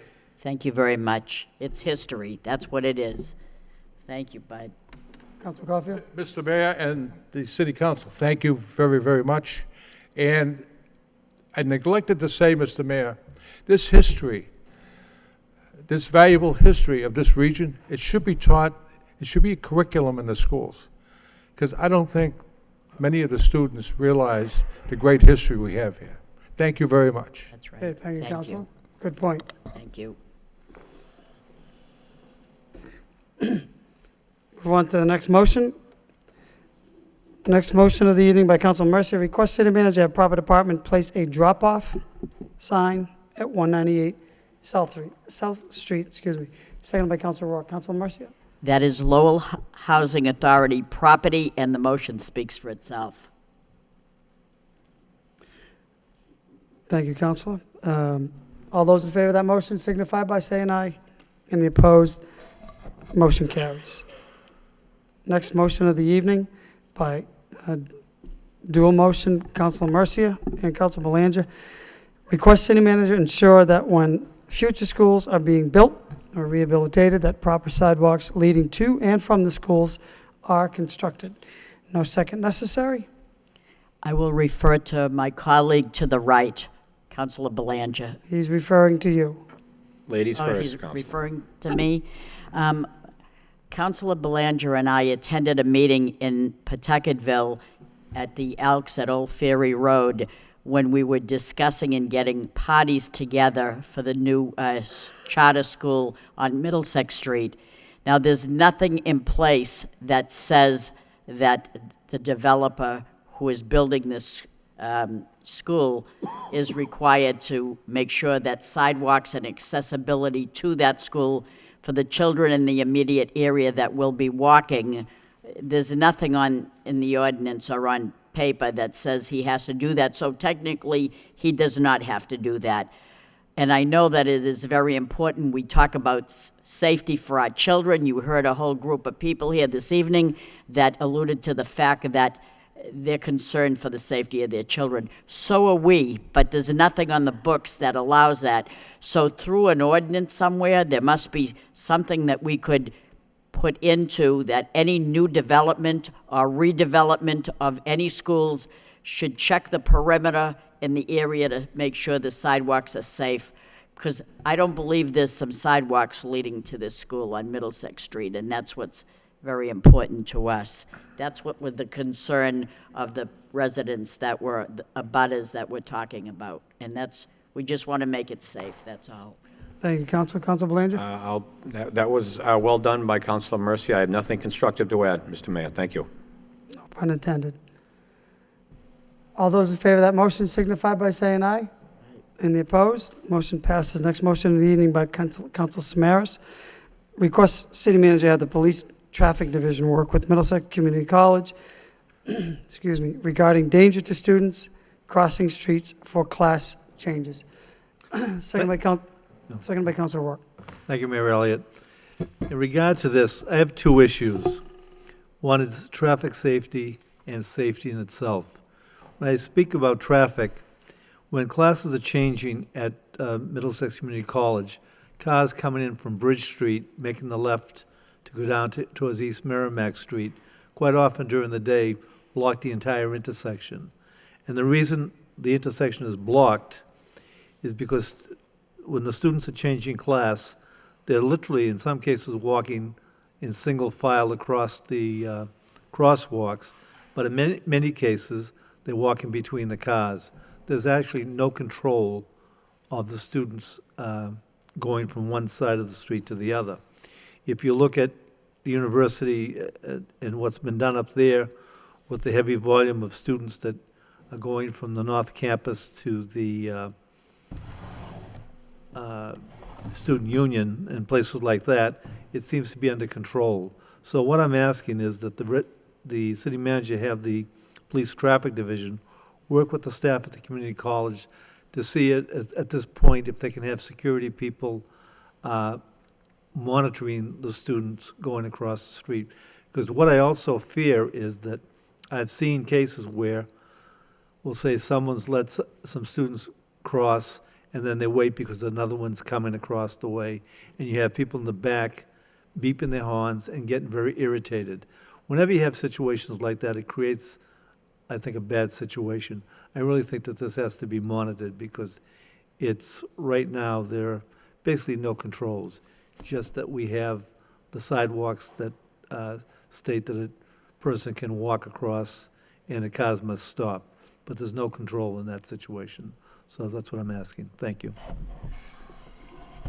Thank you, Counsel. On that motion? Thank Counsel you. Lee, then Counsel Belanger? Thank No? Okay. I think this is a good motion. You know, it's long overdue when you.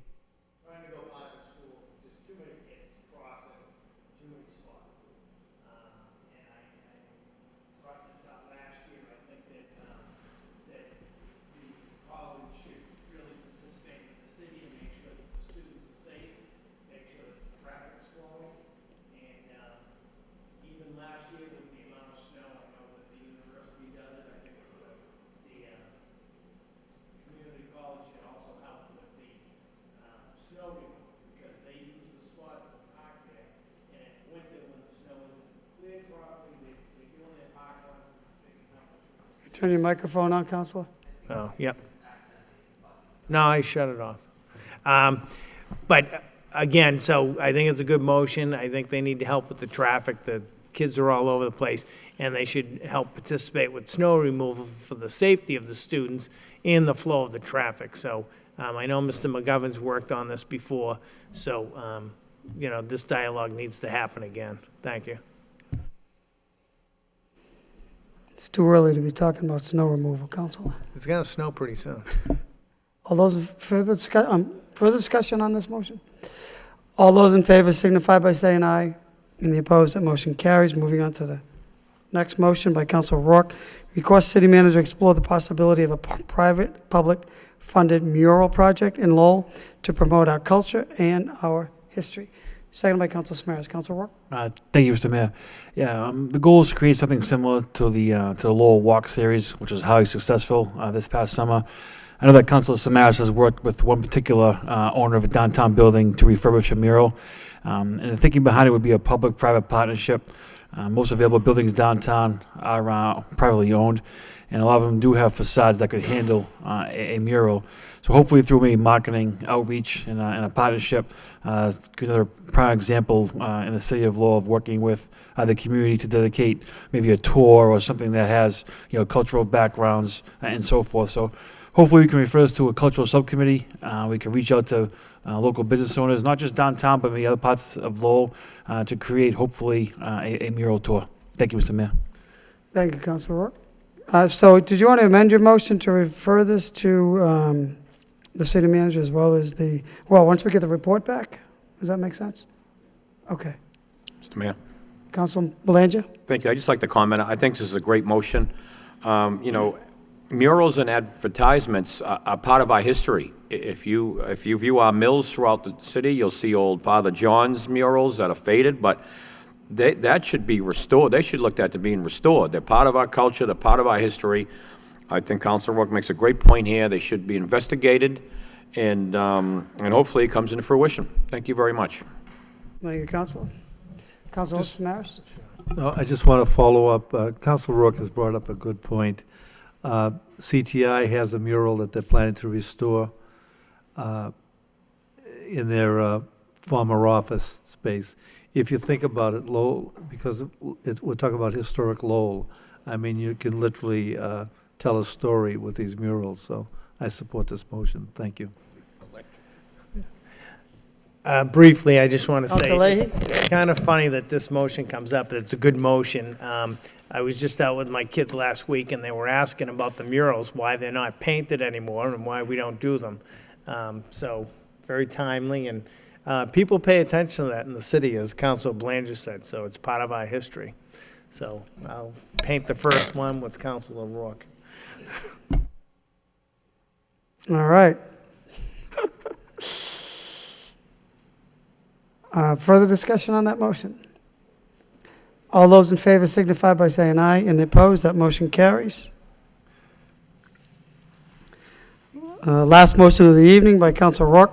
Request city manager review process by which permits are applied for and granted for use of the public schools. Second by Councilor Milonazo. Councilor Rourke? Mr. Mayor, the motion speaks for itself. Thank you.